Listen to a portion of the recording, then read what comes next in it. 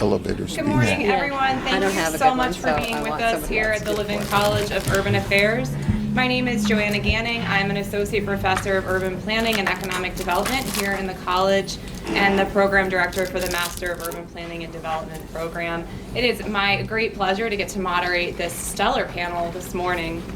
The panel is put together as part of a 2-year effort that is generously funded by the Gunn Foundation looking at economic inclusion. This college has led that effort over that 2-year period in a variety of ways through the Dean's efforts, the Center for Economic Development, the panel that you're attending here this morning. The topic we're looking at is about growing inequality and economic inclusion. And growing inequality has emerged as one of the central issues of our time. In Northeast Ohio, individuals may be disconnected from the economy solely because of their race, socioeconomic standing, and other factors. Engaging with and employing all members of our community fosters an inclusive economy and attracts diverse types of talent and innovation and growth. Inclusive economic growth focuses on diversity as a core driver of that growth. As cities and regions around the nation transition to the next economy, they understand that inclusion is an economic imperative, and that developing new strategies, products, and enterprises for achieving growth through inclusion must be a component of everything they do. Through our discussion today, we will explore how we can reactivate our core cities and our neighborhoods and transform them into vital areas capable of re-engaging their populations into the economy while creating a path for future prosperity. Since its establishment, the college has fostered collaboration between neighborhood and civic leaders to address the key challenges in Cleveland and in Northeast Ohio. We conduct research at the cutting edge of these issues both here and nationally. And we work on dissemination of information through forums and public events like this in our forum program and the other activities that we're engaged in. We know from research that while the economic benefits of diversity for companies are enormous, companies miss out on those gains by failing to change attitudes. We also know that in cities like Cleveland and Detroit, jobs keep moving farther away, while transit systems cannot reasonably be expected to service those much larger geographic areas. We're going to talk about those and other issues today, such as economic inequality, urban blight, and all these things argue for innovative solutions, collaboration, and public input, and it falls squarely within the mission of this college to promote both civic dialogue around these issues and to conduct and disseminate research on it. So thank you again for being part of this important dialogue. I'm going to introduce our panelists and then we'll open up to a moderated Q&A. Following that, we'll take questions from the audience. First, to my immediate left is Greg Brown. He's the executive director of Policy Bridge, which is a nonprofit organization, a nonpartisan nonprofit public policy research and advocacy think tank. He has more than 40 years of experience in public, nonprofit, and private sector organizational and leadership experience.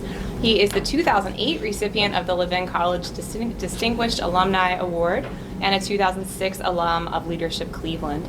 His work focuses on strategic planning, organizational development, and analysis, and in talking with him this morning, I've learned that his days can span wide arrays of different sorts of activities and contexts. Gina Chevre, she's the Managing Vice President for Inclusion and Strategic Partnerships at the Greater Cleveland Partnership. Gina's career focus spans leadership development, nonprofit capacity building, and advocating for racial and gender equity with a goal of empowering others.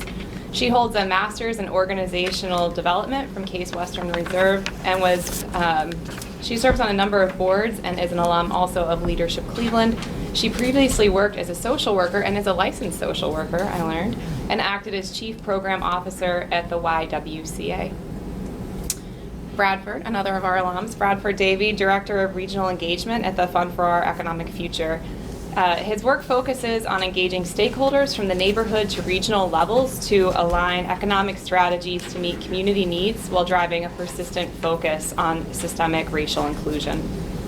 Joyce Panwa, another of our alums, Director of Planning and Placemaking at Midtown Cleveland. Joyce holds a master's in urban planning and development from here. She has a BS in sociology from the University of Michigan. Prior to graduate school, Joyce was on staff with a national campus ministry organization at Case Western Reserve University and at Oberlin. She's a recipient of the YWCA's Distinguished Young Woman Award, and she serves on several boards and civic committees with a focus on economic development and Asian civic engagement.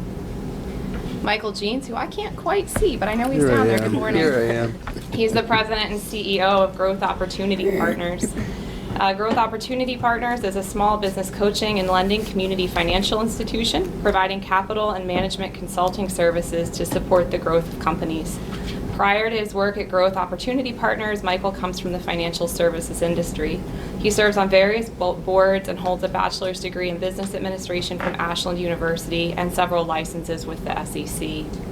And last but not least, at the very end, Gloria Where is the founding director of the KeyBank Center for Technology, Innovation, and Inclusive Growth. The center is designed to accelerate the success of women and minorities as entrepreneurs of high-growth firms, while connecting women, people of colors, and those in rural communities across Ohio to career opportunities in high-growth, high-demand careers. Gloria previously served in a number of progressive banking positions and currently serves as an executive board member for Midtown Community Development Corporation and is an advisory board member for the Youngstown Minority Business Assistance Center, which is quite a mouthful. She recently received the inaugural Elevated and Empowered Game Changer at the Diverse Women in Tech Summit. And in 2018, she was recognized by Crain's Cleveland magazine as a notable woman in technology. She's received several awards, including induction into the Kaleidoscope Magazine 40/40 Club, City Year Idealism and Action Award, the S&A Consulting Relationship Builder Award, Who's Who in Black Cleveland, and the National Technical Association a Business Award. She's a graduate of the Venture Capital Institute, the Lead Diversity, and The Ohio State University with a BS in International Business Administration. So welcome once again to our wonderful panel. So I'm going to open up our moderated Q&A and opening the panel with a question largely directed at Bradford and Joyce to get started. Part of the persistence in the disparities of economic inclusion stem from the systemic discrimination African Americans suffered in housing markets, which has been extensively documented and researched primarily in the period following World War II. Those practices concentrated minorities into select areas largely in our urban core.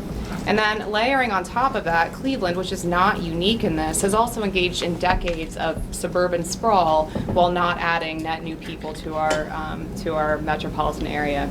This clearly relates to the work of the Paradox Prize and to other recent conversations in our region. What are the lessons you've learned about overcoming the linked roles of segregation and sprawl and contributing to the persistent gaps in opportunity? Sure.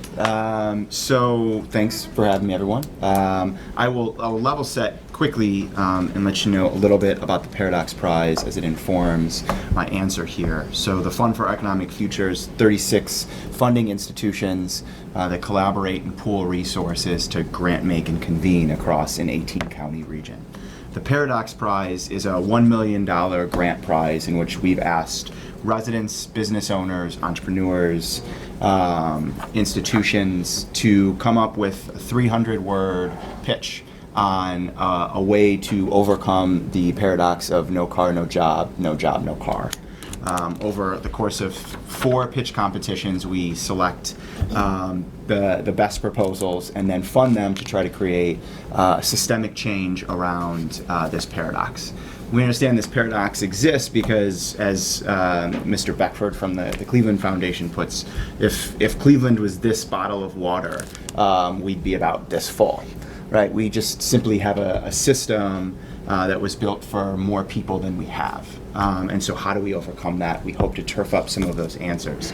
I'll stick with the question of what have we come to find through the Paradox Prize submissions, and it's 2 things, twofold.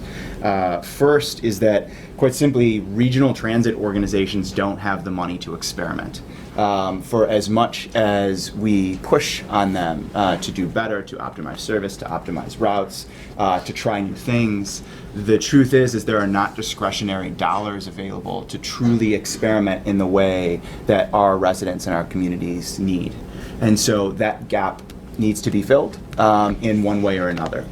It is not a matter of a desire or a recognition that things are not going well. It's that in many cases, these organizations don't have the ability to try new things as much as we'd like them to. And the second is it's unclear in the community who is on first. Whose problem is this to overcome? we'll talk to businesses and large institutions, and they'll say, hey, I have this workforce problem. When did you relocate your headquarters? Well, last year. Did you have those conversations when you were thinking about opening up and how far you were from your workforce? Is it their responsibility to provide some first loss capital to try new things? Is it their responsibility to add transportation as a benefit? Now, as much as I can skewer private sector entities, the truth is the same goes for economic development organizations and cities. We offer incentives. We do all sorts of things to locate industry further and further away from minority neighborhoods and concentrated workforce. And yet, it is the buck stops nowhere in this sort of civic space. And so I think one of the things that we are trying to solve for is really to add to the psyche and the lexicon of economic development that this is a real problem, and the truth is we all share in that burden, and we all share in the responsibility of trying to overcome a really difficult, complex, and nuanced problem that truly affects minority neighborhoods in ways that other neighborhoods are not affected. Thanks. Yeah, and I would love to add to that a little bit. So part of my background is that when I first started with Midtown Cleveland, I was actually a part of a program that was a collaboration between Midtown and an organization called Manufacturing Works, which is a local economic development organization focused specifically on the manufacturing sector. And so my role was to go out and visit businesses on the ground to understand what the issues were, and this was all in the core of the city of Cleveland. And I firsthand just saw what you described of the remaining manufacturing companies left in the city of Cleveland really struggle to attract workforce, and then a lot of the most attractive companies had already moved out to the suburbs and sharing things that we already know, but that I think is related to a whole host of other historic issues, including suburban sprawl, white flight of companies, and not just individuals, and sort of the inner core of the city of Cleveland being disinvested in with obsolete buildings that no longer make sense for modern manufacturing, et cetera. And I think as an urban planner, one of the first things that I wanted to acknowledge is that actually urban planning as a field has been complicit in the structural issues that we see today. It's been complicit through the prevalence of sort of boundaries and created structures around housing. We know about redlining and sort of the banking industry, but also the actual physical planning that separated communities. In addition, I think we should not underestimate the impacts of urban renewal and demolition, of sort of the continued disinvestment of communities in urban cores that have resulted in mass demolition, meaning vacant land that now requires really expensive new construction, which then results in needing companies that can, pay the rents for that, which then results in a continued gap of being able to cover your operational costs and wages, et cetera, et cetera. So that's the first thing that I want to say, is that planning has had a role in this, and I think we need to do our best as a planning school and a field of study to really course correct if that's, I don't even know if I should use the word course correct, but sort of maybe blow it up and start over. But I think from a planning standpoint, our role is to really create the conditions in which people are able to both live and work in the same place. And that has continued to be a huge struggle with the transportation system, as you mentioned. And one of the things that we're doing in the field, in the CDC world, the community development world, is really thinking through how can we really provide low to middle income housing, because that continues to be a struggle. There's a lot of tax credits for low income housing, and then there's a lot of higher end luxury housing that can be built because of the rents that you can achieve. But that sort of workforce housing in the middle of 40 to 80 to maybe 100% average median income continues to be a struggle to do in the real estate industry. And so, I think we need some more creativity around those policies from the state level, from the federal level, from the local levels, in order to really make it possible for people to actually live and work where they live. And then we have a program called Hire Local, in which our CDC partners with the many nonprofits within our own neighborhood who do and have many, many workforce development programs in various sectors. What we do is we invite council of persons and residents to participate in those programs, and then because of our relationships with the business community, we try to link up a particular sector with that particular workforce organization. So, for example, the Centers for Families and Children has a good pharmaceutical program. Ohio Guidestone has a construction program, and so whenever there's a company that is looking for a specific workforce, we'll link them up. And I think one of the big gaps right now with our emerging sectors is we don't really quite have the structure around sort of technology and innovation for people of color and historically marginalized communities to be able to get to the point where they can be competitive in that field. And so that's one of the nuts we're trying to crack with our Hire Local program. So hopefully that gives a kind of a baseline for where we are from a practice standpoint. Did any of our other panelists want to weigh in on this topic, or? I'll add to that. So being on the board of Midtown, it's been a wonderful experience. It'll be 2 years in January, but the conversation around just, we've got businesses that are in Midtown, and we've got a significant number of individuals that live in the community, but there's even a disconnect with those businesses that and the community members, between the businesses in Midtown and the community members. And Jeff Epstein, who's the executive director, shared a story about how he was at the bus stop, and he was on his way to downtown, and he ran into one of the young man who was standing to wait on the bus, and the young man worked like way out in Solon, so he had numerous bus trips that he had to take. And Jeff asked him a little bit like, well, why are you working out in Solon? He asked him what did he do, and I can't remember the industry, but there's actually a company in Midtown that's within walking distance of this young man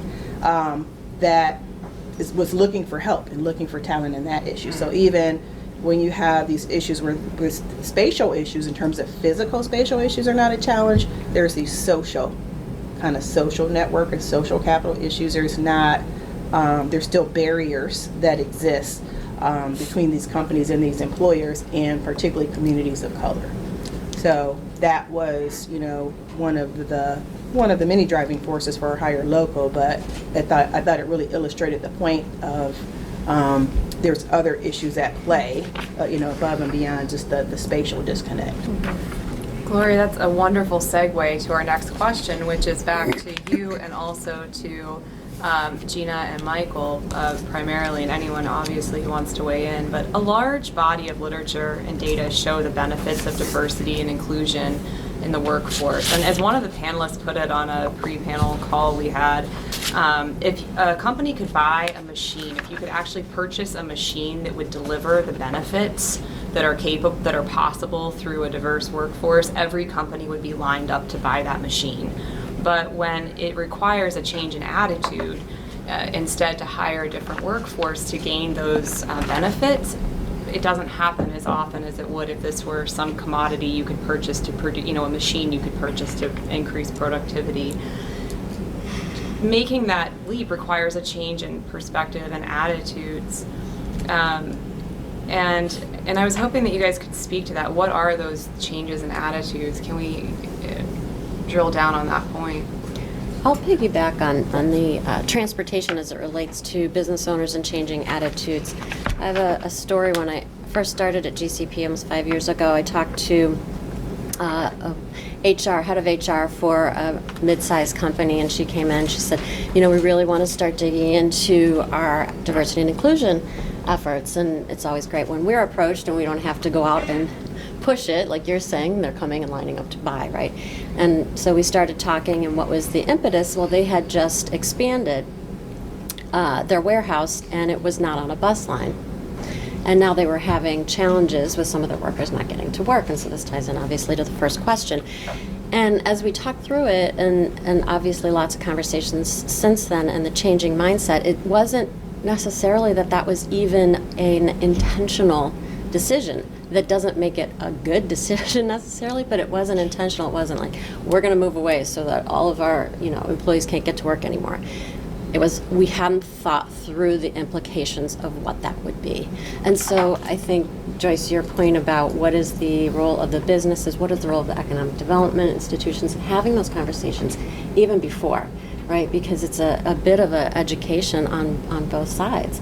Maybe that decision would have been the same because for that business it was the best business decision, but taking that time to pause, stop, think through all the implications that would happen with that decision. And I think that's incumbent upon, well, at least in my role at the Chamber, it's a lot of the conversations that we have. So that's related to the first topic, but that's just in general. That is what we try to do at GCP, is work with companies every single day to understand that it is good business sense, and certainly that's an important thing to do, is to make the business case. But it's also important, not just is it also a social justice case, certainly that's there too, but it's also good for our region as well. And if our region is thriving, certainly their business has much more opportunity to succeed as well. So lots of literature around best practices, policies, HR, recruiting, advancement for people of color and marginalized groups. So I won't dive into that, but that's just an example of how I think that changing attitude is, we're working on it, need to approach it in many different ways. No, I'll jump in because I was thinking about this conversation and maybe how many times we've had this conversation. I became a bit overwhelmed with the reality that we are once again approaching this from a symptoms perspective. And I think if you put all of the folks around the region together and the work that we're doing, in aggregate, we maybe start to chip away at the challenge. And so in doing so, I tried to just think through a chronology of how do we get here? And how is it that we're so many years down the road and we're still talking about jobs, and we're still talking about access, and we're still talking about inclusion? And so, the need to change behaviors, I think, is the right place to begin this conversation. And so I just as quick as I can chronicle this, because some of the history is ringing too familiar to me. And so let's understand how the conditions stack upon themselves. As we talk about labor in this country, for this same disadvantaged group, for African Americans, for blacks, for the Negro, it was free labor. There wasn't an issue for a will to work. It was simply that the infrastructure was built upon free labor, and blacks weren't eligible or to qualify for compensation. And so then there's a freeing that happens, but it's illegal to participate for the same group. To live, there are deed restrictions. We're talking about housing. There are deed restrictions that existed in the 1990s, that still existed. And so let's say you get past the deed restriction, you couldn't insure the asset. And so everything you've saved up to buy the asset is at risk of loss and starting over, if not maybe a net negative. This is an exclusionary kind of practice. As I better understand insurance and the history of insurance, it was always kind of purported that the Negro at that time couldn't be insured. I would later learn that the slaveholder was able to insure in mass at 10, 15, $20 million lots. And so loitering laws, resulted in fines for the same group that they would have to work off. So forget about freedom. Now you're working off a debt for free. And so once you accumulate assets, we had many instances of them being burned or stolen because they were unprotected, the assets and the people, by deputized persons and unprotected by insurance. And so we get to the redlining conversation. So now you feel like you're starting to earn or learn and earn your way past some of these things. And If you look at some of the older maps that are 1900s maps, there are designated Negro slums actually printed on the maps. And I smile only to keep my embouchure from heading in the other direction. So folks blacks get designated to certain areas, and banks and real estate agents and insurance companies play a part in that. And so we see then after that disinvestment. So you see folks pushed into select communities, and then over time there's disinvestment in those communities. As an economics guy, it's difficult for me to attribute that to randomness. It's just too sequential and seemingly too deliberate. And so we look at then the outputs of that. Since 2009 and as of 2017, 94% of homes in Cuyahoga County had lost value. But if we then look at the east and west side and where there's investment and where there's not, Tremont saw 18% of their homes increase by 50% or more. And that anomaly only occurs in 1% of communities across the country. And so we continue to see this stacked upon stacked upon and stacked. So let's get to today. We look at asset classes and where the most wealth seems to be derived, and real estate has certainly been that long-standing asset class. We talked about that already. But we found that high-tech, high-growth funds are a wonderful way to make investment. While there's some risk, the upside is tremendous. But in order to participate in many of these, you need to be an accredited investor. $250,000 in income for multiple years, or $1 million in net worth. And so those same barriers that prohibited the same groups from participating are now prohibiting once again. And so we get opportunity zones that show up. And it's designed to improve disinvested communities, but you look at who the primary benefactor is, and it's the investor. And that funnel gets tight again, because you have to have capital gains over and put the money in for a long period of time and be able to absorb that. And we're not going to touch on mass incarceration, but the effects of that and the children of mass incarceration. These are all the things that are affecting the same group of people. And then we want to go to the employer and say it's your job to fix it. And I think that's asking a lot. And so if we're really going to tackle this issue, and I'm just very quickly, we're not even touching lead paint and the long-term health effects of that. And we're not touching on the impact of a Tuskegee experiment and how that affects how folks trust. And so these conversations, I find them a bit tactical and at best preserving a survivorship for disenfranchised or disinvested or underrepresented, or however you want to coin these communities. At best, it keeps folks from dying on our watch. Yep.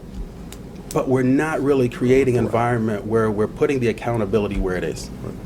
And so as we talk about economic inclusion, as my team and I walked through the African American History Museum a few weeks ago in DC, we're looking at the same vernacular of opportunity and jobs and freedom and access. It's starting to feel a lot the same. And so I don't know that we move the needle until, to be very clear, very fair, we have to keep the tactics going. But there's a strategic leadership that has to happen. And I think the question becomes, has there always been two Americas? Because there are a lot of good folks, black and white, who care about these issues. And that's frankly what's allowed us to advance where we have and when we have. So we shouldn't see ourselves on the opposite side of the table, but there's a good core of this country that doesn't want to see and doesn't buy into the better tomorrows that maybe some of us see. And so what does that mean for our approach? And how can we be honest about the conversations, as uncomfortable as they can be, to then get to the solutions? I thank you, Michael, for that history. It's very important to have that context, because I agree with Michael. The issue needs to be addressed at a more of a systemic level, and holding, and then to Bradford's point around kind of whose responsibility is it, who is to be held accountable. But I think we need to answer that question and have more transparency around who's actually doing the work of changing the systems, of being intentional about hiring, of being intentional in their economic development practices, of making sure that people of color get access to the jobs of the future, which is what a lot of my work is centered around.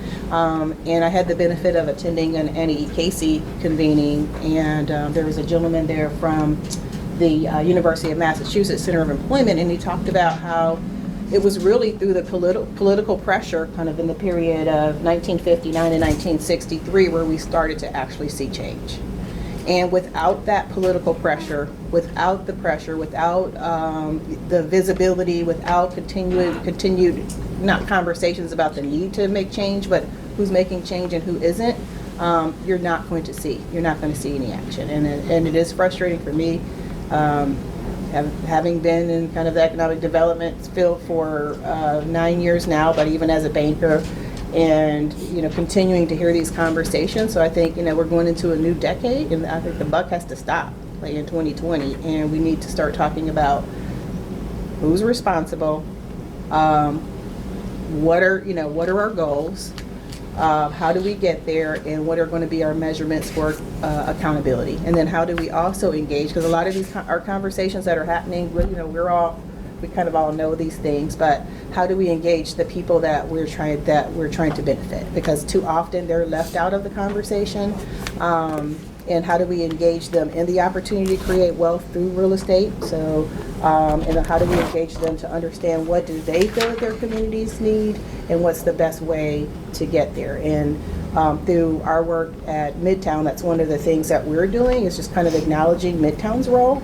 Of kind of trying to keep people out. Initially, Midtown was very much a business-focused district, so wanted to just make sure that things were aligned with the needs and values of the business owners, and that created a lot of distrust amongst people that many people that live around Midtown. And we've been very intentional over the last year and a half about changing our board composition, ensuring our board members are educated on the types of issues that Michael shared, and then being very intentional about going into the community and conducting community stakeholders interviews and getting that feedback, and making sure that as Midtown continues to grow and develop, that their voice will be heard.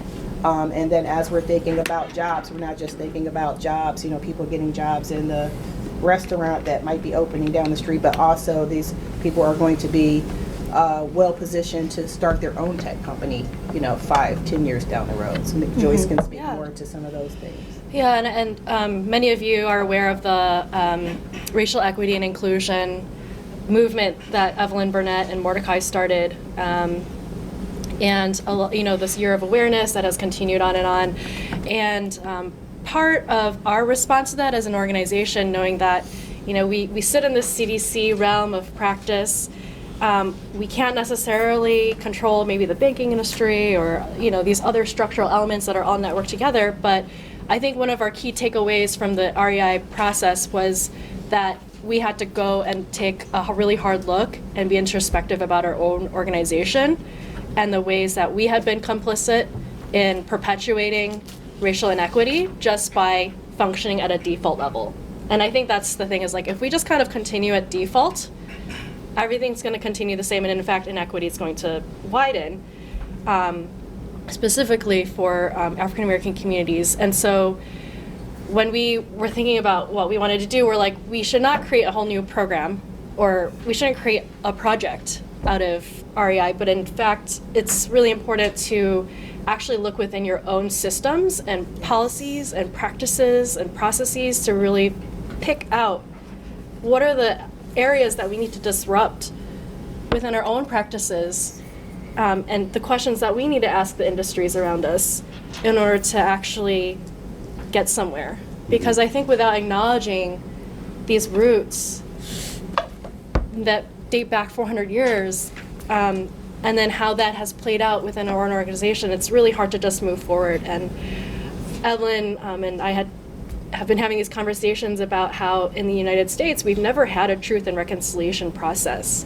like other countries. Canada has done it with their indigenous population. In South Africa, they addressed apartheid. In Germany, they addressed the Holocaust. And while there's no way to repay lives, but I think the idea of acknowledging truth and then whatever it takes to repair that relationship is needed, because whenever we just keep trying to move on and move on and move on, Yes. You're just putting, I don't know, like a little pad on a bleeding wound, and so it's not really fixing anything. And so I think for Midtown, going back to what we did was we actually had consultants, which was a diverse group from out of Philadelphia, take a look at our real estate development practices, because that was one thing that we really focused on at Midtown was our facilitation of real estate development. And we took a look at from the beginning, very beginning of the process, the pre-development process, through the development process itself, all the way to the end where we were thinking about marketing and tenant attraction and management of those properties. Like all throughout that whole pipeline, what are the areas that you can disrupt?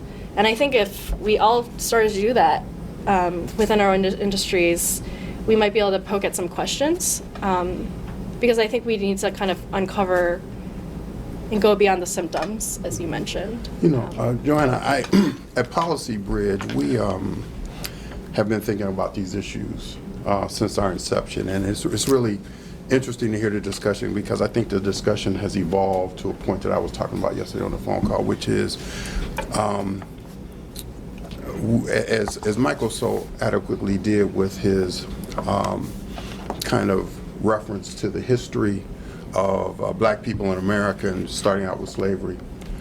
The context for why slavery was allowed to be a system of society in its society and perpetuate itself even through today in certain oppressions and certain kind of discriminatory practices is a large question that has gone unanswered.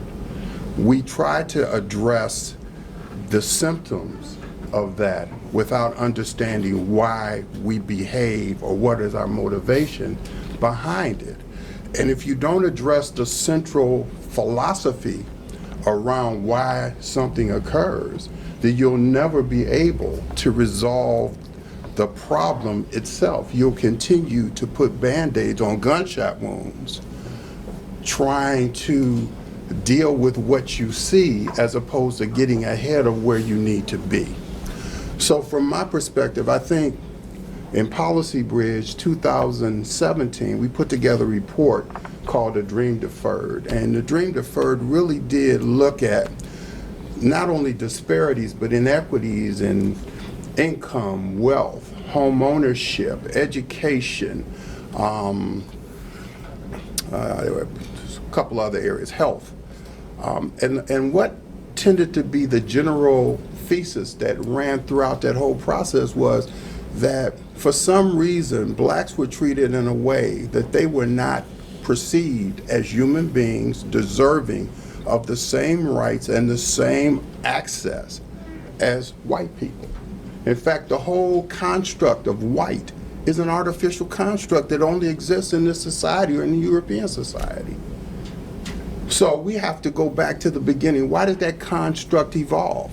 I went through a training maybe 5 years ago in North Carolina through the People's Institute, where they call it the anti-equity training, so that they talk about the issue of not just equity, but why equity doesn't exist in the context of people of color, because people of color were never considered people who would have any equity. So what drives that? And I ask us all to look in our hearts and think about, why do we continue to perpetuate a system that we know isn't benefiting populations of people who are full-fledged citizens in our country? And why do we continue to perpetuate that? Some people say that's because it benefits them, but I think it also goes to a psychology that's much deeper around superiority, around fear, but also around the fact that you don't want to really be competitive. You talk about competition, but you don't set up competitive situations. You talk about access, but you deny access to everybody. You talk about the inability to redistribute wealth, but wealth gets redistributed from those who are in the middle class to those in the upper class. I mean, the reality of it is we bought into a game that only certain people are winners and the majority of us are losers. Yet we call that democracy.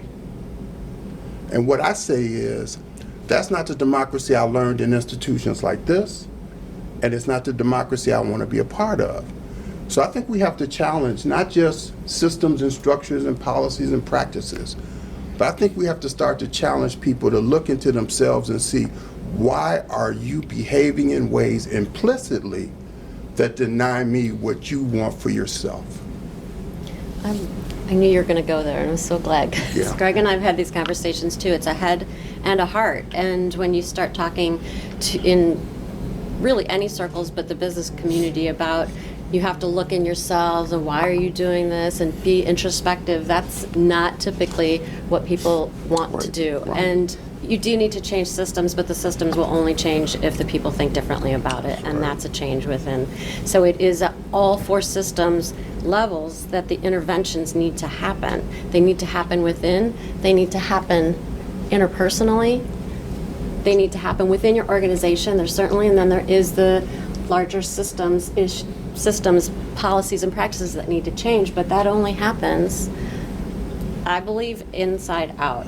And you may be able to read the data and see what's happening from a systems level, and maybe that will jar you enough to start thinking and changing, and let's hope so. And it seems like there's a bit of that happening in our community.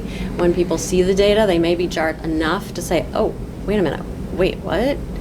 And then start doing some of that processing. But all the policies, procedures, practices, whatever you want to start talking about, we can go there, but it's not going to happen unless somebody really wants it to change. And there are people who don't want anything to change because it's perfectly set up for them to succeed. And they benefit from it. And, you know, we're kind of all like that. From a human behavior, it's like, wow, this really benefits me. Why would I want to change it? Right? It is self-interest. I want to take that point and pivot on that corner. We are in a deeply divided country, right? I recently heard a keynote speaker at an event talking about home healthcare workers, and a theory of why they are so underpaid was a history of the belief that women would provide these services for free.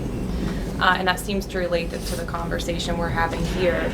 And if you take all of the insights that you guys have articulated and think about that history, and then going from our most recent comments here about interventions and about strategy, which is a level I know, Greg, you work at quite a bit, this is the big question, and we would all be collecting our Nobel Peace Prizes if we had the solution.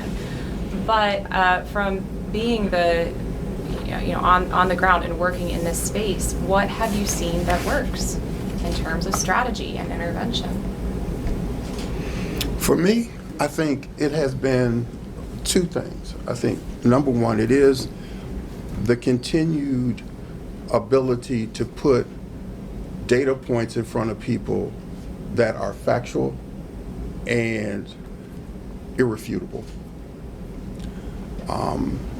It's interesting because, people can interpret facts any way they want, and that's the nature of facts, as we say, lies, damn lies, and statistics, right? So, but I think there's certain things that become, what I always say, they resonate in your soul. So if a fact is put on the table, that fact will resonate in your soul. You know it's true or not. You may deny it. You may say it's not, but that's the first thing. The second thing is that we know from a intercultural development process that people just don't move from one way of thinking to another way of thinking without some kind of ability to engage, discuss, understand, and transform. And there are about 5 stages that people can go through, from denial to what we call assimilation or acceptance. And the process for going through those stages is having strategic interventions where people go through systems thinking approaches. They start to look at themselves and how they were acculturated, and how they then act on that acculturation through their friendships, associations, and even in their workplace. And then you get them to actually start to talk about the discomfort they have with people who they perceive as others.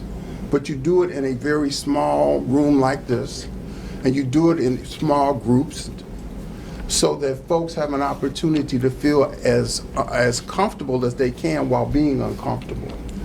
And then you try to practice actually doing some things differently, going back into your workplace, interacting differently, looking at your practices and policies and even how you recruit your board members, who's on your nominating committee, and how do those folks choose the next succession of board members coming on board? How do you choose your leader? What are the qualifications that you use, and how's those qualifications developed? So I think there are a whole host of things that you can do, and we do those at Policy Bridge, and we work with people through what we call an intercultural organizational development process. But the reality is we have to start with them. Why do you act and think the way you do? And try to get them to understand that the way they're acting may seem to benefit them presently, but in the long term will not continue to do that.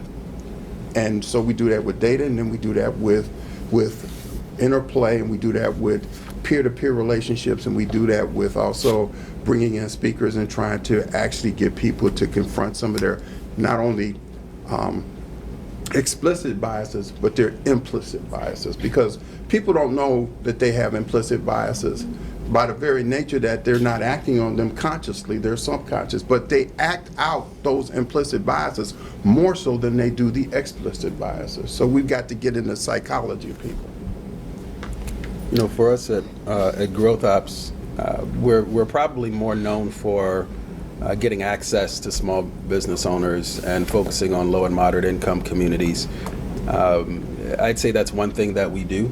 We spend some time across the country having similar conversations to do what Greg just shared, which is having rooms of people at times who don't always agree, to have a very honest conversation so that we can understand the why and more importantly, the who behind the work that we do, and then we gain perspective when we come back and we wrestle with it. And it becomes apparent that if we're still wrestling with it, how does a community feel that continues to be on the wrong end of this conversation? Where we talk about behavioral change, but how difficult is it to opt in when every time you and someone you've known or loved or cared for has attempted to do that, and let's not, every is a big word, right? More times than not, it hasn't worked out. And so what have we found? What have I found that has worked? One is something that doesn't happen enough, and that's growing up together.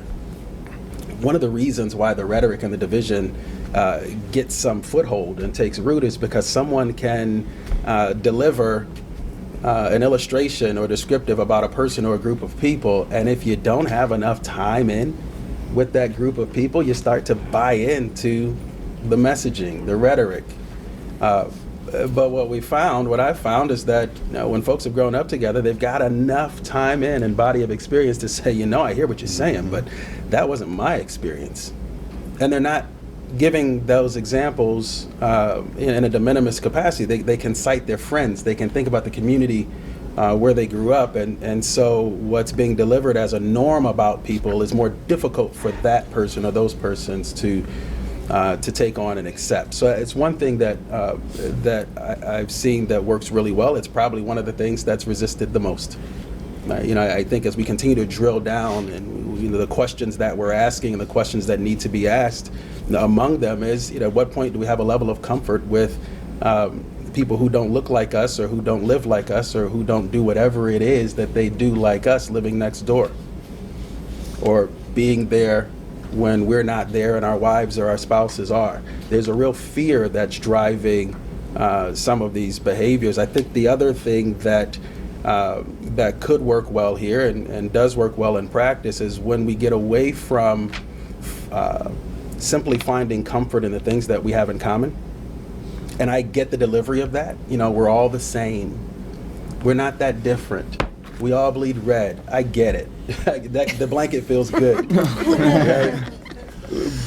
But how about we graduate from that and we say, what, that is fascinating about your culture, and those habits, those are foreign to me, and forgive me, but help me understand that. Where does that come from? To the extent we can embrace our differences, That's right. We're on a path to something. But if I have to see you acquiesce into my likeness or my level of comfort, I'm the deficient one, but in fact it's putting the other person on the other side at a deficiency. And so there's some of those things I think if we can put them in practice, and dare I say, as we've seen them in practice, there has been positive yield.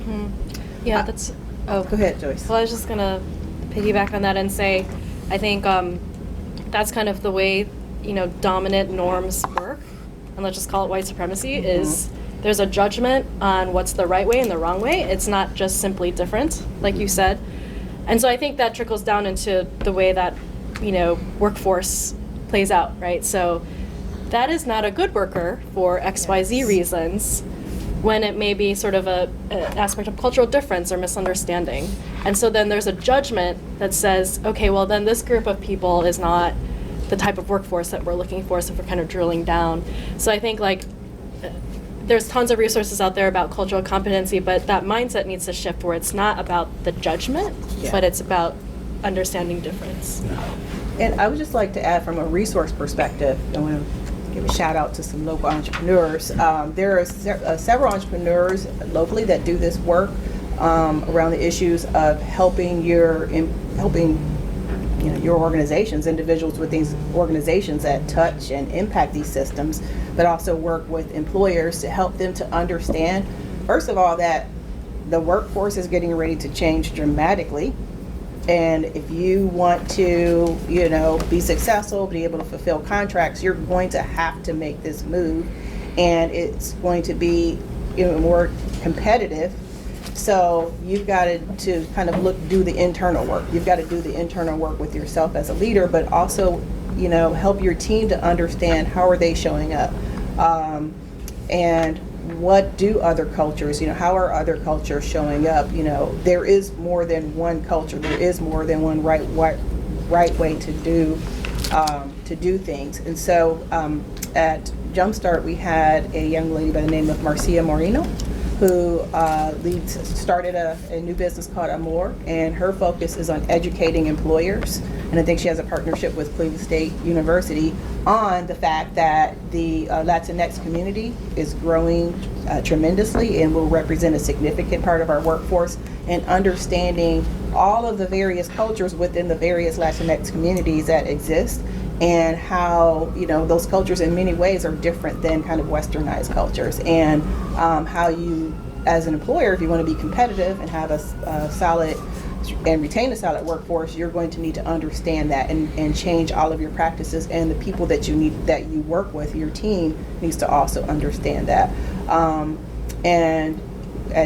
We also have a program called the Emerging Talent Network, in which we work with the Cleveland Municipal School District to take students that are in the school districts and connect them to employers. But one of the things that we have employers go through is a Generation Z training, so that they can understand the nuance. You hear a lot of complaints about millennials, which I don't agree with all of the backlash, but to understand the various generations and how they show up at work. And that is led by Erica Merritt, who I believe is also another CSU alum. And we at Jumpstart are also asking all of our team members to go through the 2-day REI, so we can have a better understanding of the history of kind of like what got, why our region looks this way, and what is our potential role in contributing to those outcomes, and how we need to change that. But we wanted to pull the thread on just, people going through this workshop, having the 2-day experience. I wanted to make sure that we really leverage that opportunity so that we could say, okay, how is this showing up at work? So we brought on, and we just started this, Erica Merritt, to help us, who is a trained professional who understands the difference between diversity and inclusion versus race and equity, and then can translate those trainings and those learnings to help us to understand how this affects our behaviors, how this affects our decision making, and what things that we need to change. And I was kind of doing a pre-brief to a team of employees on this, and they asked me like, well, hey, what, based on what you know about the phase 1 training, what are some things we should be thinking about? What are some strategies we should be using? I said, to tell you the truth, just based on my experience in doing this work, it starts with you. It starts with you. Because systems are made up of people, and it's not just you going to this training and reading books, because lots of people read books about race and equity and diversity and inclusion, but it's about getting out of your bubble, getting out of your social bubble, to Michael's point, being with people that are different, building those relationships, because then I think the employer that mentioned that they moved out and they didn't realize there was going to be an impact, if they had a more diverse set of relationships, they would have known that. They would have had people, in their network that would have shared that information with them, or they just would have known that from regular dealings. So I do believe like there needs to be this balance. There's kind of an individual, good work starts at home, but I do believe we still need to get back to who's accountable, who owns this, outside of just kind of us within our own organizations owning it, who owns this, and how do we make sure that we have something measurable. We have a very aggressive and assertive goal around changing the way our city looks, and then how are we going to hold ourselves accountable to that? I'm going to give a shout out to Erica Merritt as well, only in that started last January with Erica using a Pro-Inspire model. It's called Equity at the Center. And she's taking you all through the same process that she's working with GCP on. And it is that both inside out, that change for each of us, and then how that impacts everything that we do. And GCP touches a lot of different systems, and so it's going to show up for our employees in very different ways about how that impacts the decisions that they make every single day. But what I'm heartened by, and it doesn't happen a lot I don't think in our work, but that there is some consistency, I think, in organizations across the community about how they're talking about it differently, the tools that we're using to learn more, to understand better, to change our mindsets. And so with that consistency, there's shared language, and hopefully that leads to some shared understanding, which means to maybe decisions that we can make together that start to change some of this. So that we're both on the same path is not it's not an accident. There's been conversations about us both, Jumpstart and GCP, moving down that path similarly. That leads me to the conversation of equity in the subset of organizations who are tackling this, right? And we talk about access to capital, we talk about inclusion, we talk about how we approach these issues, and then as we start to look closely, and the more honest we are, we see similar disparities within the organizations that are tackling this. Absolutely. And those organizations' access to capital and change and leadership. And so, I probably spend more time in data and history than I ever thought I would. But the older I get, the more these things ring familiar. And it's, how are we still coming around this same corner again? And so, prevailing questions for me are, how long do we pilot Black people? How long do we pilot equity and opportunity? And how long do we allow to continue to exist an environment that existed around the times where I started my framing, which was, there was a time in this country where African Americans could only assemble if there was an overseer, right? And that place to assemble was typically around religion, and so if there was going to be some assembling, there had to be an overseer, someone who was not African American, who was not the Negro, who was not Black, to be in that room to ensure that nobody was getting out of hand. And then I look at our approach to this work, and as minority-led organizations, often by folks who have traversed the very paths we're trying to get to know through surveys at a distance, and some have found some level of success that maybe could be pulled apart and replicated and have some of the answers, are still having a challenge accessing systems and capital to be able to be effective. And so I feel like we start to slide a little off center when the industry, the segment of this work begins to mirror what we were put together to accomplish and solve for. And so, as we look at inclusion and behavioral change and buy-in, it does become difficult. I can't tell you how many times I walk through different parts of our community and minority persons, individuals who work really hard, when I ask them how they spend their time, how do you spend your weekends, where do you go, have you been downtown, there is an overwhelming response of, it's not for me.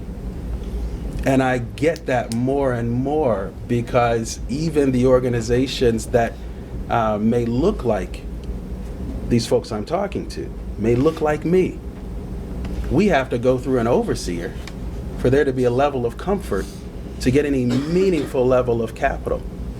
Even when the overseer hasn't performed as strong as we have, you start to toggle these things together, and if we don't wrestle with what's real then we can keep having bagels and fruit. And it was that water fresca, what did it say? That was some new stuff for me. And we can keep doing this, and it'll feel like we're making incremental progress. And we'll tag it as opportunity in motion. But I'll say this, in kind of putting together the chronology, I landed upon in my just walking through this, I said, wow, after slavery, there was this thing that created opportunity for the former slave to be able to work, even though they didn't have the tools but you could work on the land and then be paid in crops. That's right. I was still fighting for crops, but sharecropping was supposed to be the big opportunity.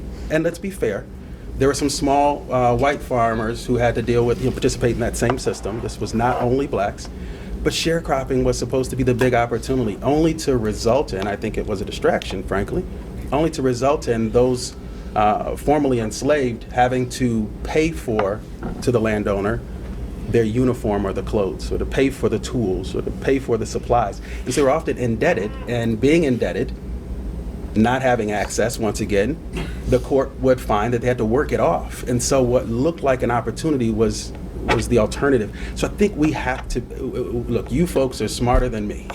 There are enough folks who are smart, who care, who have the right heads and hearts to ensure we don't keep putting stickers on this stuff and calling it an opportunity.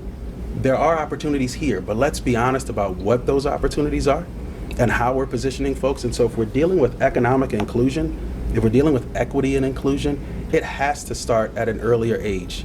The kids have to see each other in the same academic institutions with the same access to the same information and the same loving teachers. Our best teachers can't be in our most segregated suburbs.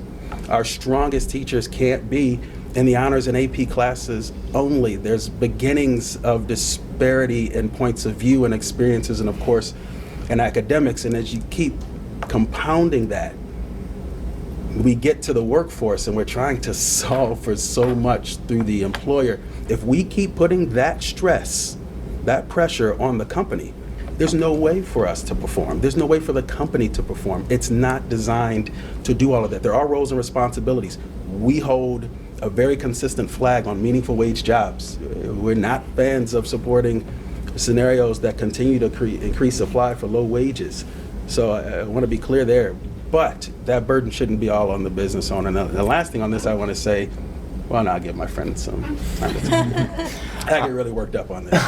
That's not new to my colleagues. Again, it goes back to, and maybe this could be part of our group discussion, is who is held accountable, okay, for just the things that Michael shared in terms of just kind of like repeating these scenarios.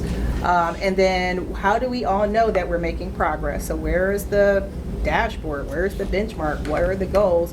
How are we communicating that, and who are we communicating it to? What is our role, as individuals? What is our role as leaders in our institutions? What is our role, as board members on a lot of prestigious boards in making sure that we have progress into the next decade? So until we get to the point of who is held accountable and how are we tracking our progress, we will be having this conversation 10 years from now.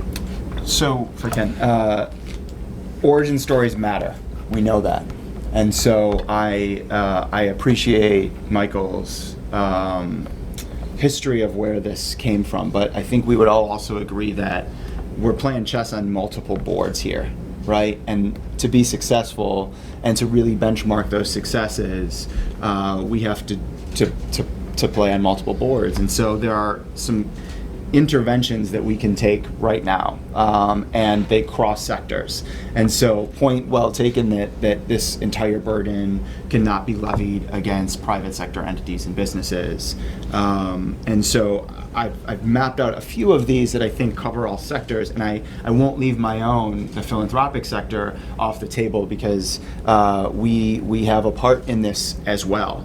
And so one of the things that we've done recently is partnered with Policy Matters on some research related to collateral sanctions. And as we live in this tightening labor market and we have conversations about workforce, one of the questions that we have to ask ourselves is how much value are we leaving on the table when returning citizens are coming back from from incarceration and are no longer thought about as valuable employees, when in fact we know that economically we would be better off if they were serving in roles that are needed and open in our region. And so what is the onus on the business community to say, we need to take a look at what our ban the box looks like, we need to take a look at what our hiring practices look like.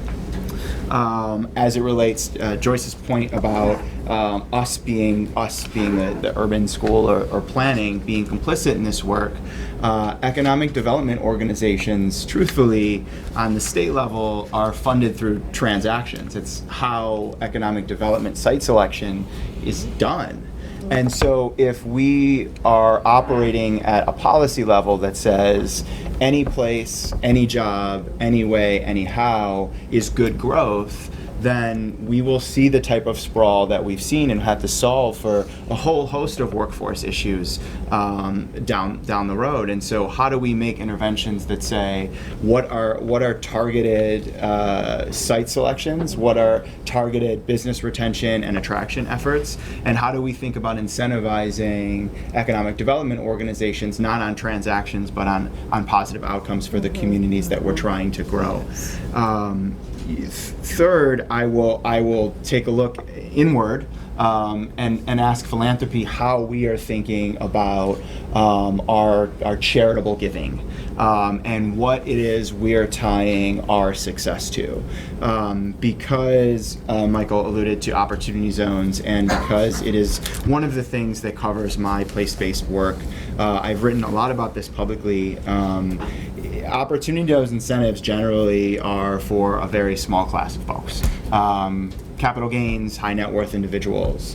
I will not get into whether or not I think that they were meant to catalyze growth in minority or disadvantaged neighborhoods. That's actually an uninteresting conversation to me. I love opportunity zones, but I love opportunity zones because they offer a gravitational pull to do the good work and offer another tool to do the things that I care about. But how is philanthropy operated in this space? In what ways are we subordinating capital against projects and developers to create that growth in the places that we care about? One of the things that we've done at the fund is we've pooled some resources to provide first loss capital or feasibility capital for opportunity zone projects that prove out a social benefit for Black and brown communities, minority communities. So what we've said is if we can score projects empirically on their ability to create positive social impact, that's the only way we'll participate philanthropically in an opportunity zone project. This needs to be shared broadly because philanthropic capital is one, but also an important part in the layer cake of calculations in projects, and so we have to be more serious about that. And then as we take this to a neighborhood level, we can talk about places like Tremont, and we can talk about places like Ohio City, and in some ways maybe we're behind the 8 ball there, but look at the numbers that are on the books in Clark Fulton right now. You're talking about $1 billion project with Metro Health. You're talking about another $1 million in investment for growth in that neighborhood. How are we thinking about true wealth building in that community? And I have to ask myself, have we considered real estate investment trusts that actually grow Black wealth and minority wealth and Latinx wealth in these communities? Because as these markets appreciate, look, Metro West mentioned to me that the median household sale values in those numbers were something like $30,000 year over year, then $37,000 and $38,000, and then most recently in the last quarter something like $52,000. Who is truly going to benefit from the appreciation of those assets? And I'm not just talking about the housing stock. Yo, has anyone seen some of the industrial land that's in Clark Fulton? in Brooklyn Center. I mean, there is a lot of vacant tracts that can be purchased, that can be held by community residents, even in small portions, and they can gain from that appreciation. But it has to start now. And so, as much as I think it's important, look, we were just talking about white fragility, Robin DiAngelo's book. I'm down to participate in the book clubs. I think we need to ground ourselves in REI. We are supporters of that. Do groundwater, do the 3-day training, have rough, difficult conversations, be strong, be faithful in your own personal reflections, but let's not kid ourselves that there are policy interventions that all of us can be advocating for yesterday to change the dynamics in the communities that we care about. You know, just not to contradict, I agree with you on that. I just think that one thing that we've learned over the years, Bradford, is that policies are reflective of values. You're right. And values drive a lot of what we see in terms of not only policy development, but the practices that evolve out of that, and the allocation of resources to go along with that. So that to me, it's never been an either-or proposition or the cart before the horse. It's always been, we've got to do this kind of bifurcated process where we're doing the tactical stuff, the programmatic stuff, the interventions, but we've also got to go upstream and start to understand that no matter how much we do on the ground will only be as fertile as we can prepare it to be by doing things that allow it to flourish at the top.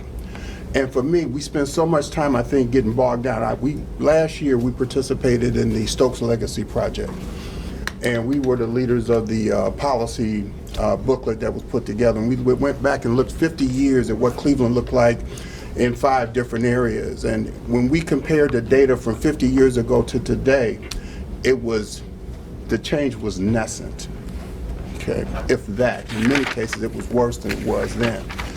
So even with all the interventions that we're doing and all the programs we've been doing and all the strategies we've been employing, we still haven't made a dent in the structures and the systems that continue to perpetuate this, and in the philosophy of those people that carry out that work and control those resources that go with that. So I think the reason why I brought the conversation to a more upstream position was not to say it's an either-or proposition, but to in fact get us to understand that if we don't do the work of trying to change hearts and heads, then all the work we do downstream will never reach the potential success we outline for ourselves to have.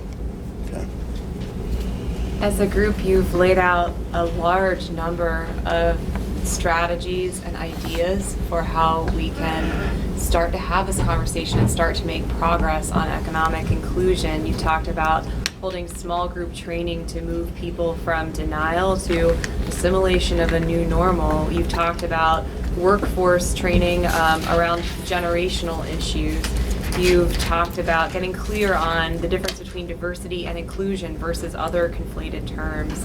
Erica Merritt's name has been invoked here and talking about the programming that she's doing and the benefit of that toward moving toward consistency, shared language, shared understanding.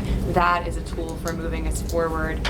We've talked about the philanthropy sector and what it's doing to look inward, looking at changing the way economic development organizations perhaps encounter the transactional nature of their work.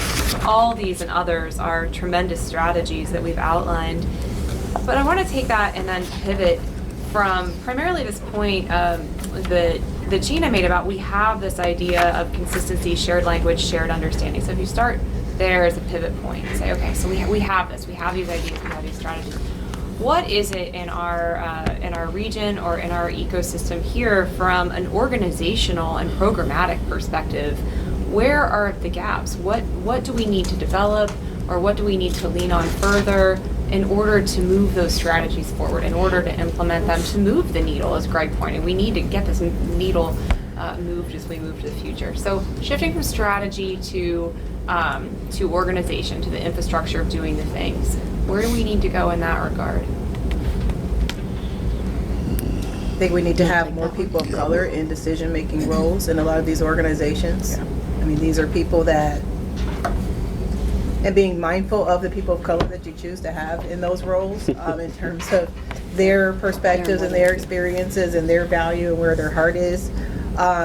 But those are voices that are often ignored in the room, and in large part due to these systems, kind of due to the value, as Michael described, of the perceived value, even if it's an implicit, bias that's kind of occurring in terms of how these voices, when they're brought to the room, how they're perceived, the value of their ideas, the value of their work, diversity even amongst those people of color, so people in these communities. So even when we're doing our work, at Midtown, there's seniors. Kind of seniors has very different issues than the youth. So making sure that all of those voices are at the table. We have a diversity of socioeconomic status in terms of the people that live in and near Midtown, so making sure that those voices are brought to the room. One of the things, so most of my work actually over the last 2 years through our partnership with the KeyBank, through the KeyBank Business Boost and Build program, has taken me outside of Cleveland into other markets.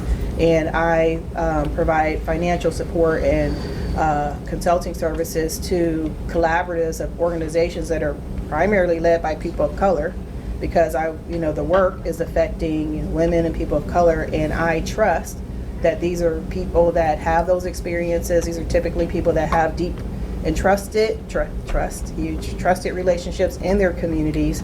And Bradford talked about the lack of funding to experiment. And so a lot of times their funding streams are very limited. So often their funding streams come from the government, which have a lot of significant restrictions. So my goal is to allow them to have these dollars and hopefully leverage other philanthropic dollars to do something innovative and to do something different, and to finally kind of bring a lot of the ideas that have been ignored or put on the back burner to fruition. And you would just be surprised that at the excitement, the innovation that comes when you allow that to happen. So that's what I see that's kind of lacking in Cleveland, is the diversity of people that are in leadership positions, and even more importantly, decision-making positions, that are bringing these ideas to fruition.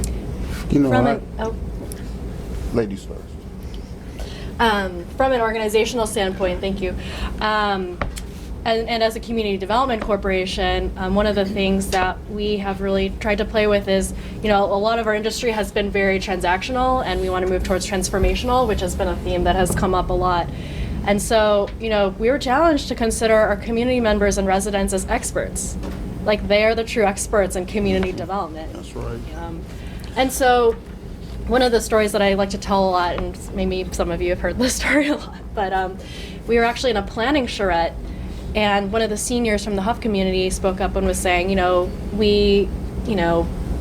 what we want to see in our neighborhood is things to do at night, places to go, places to enjoy ourselves and just have fun, places like Leo's Casino.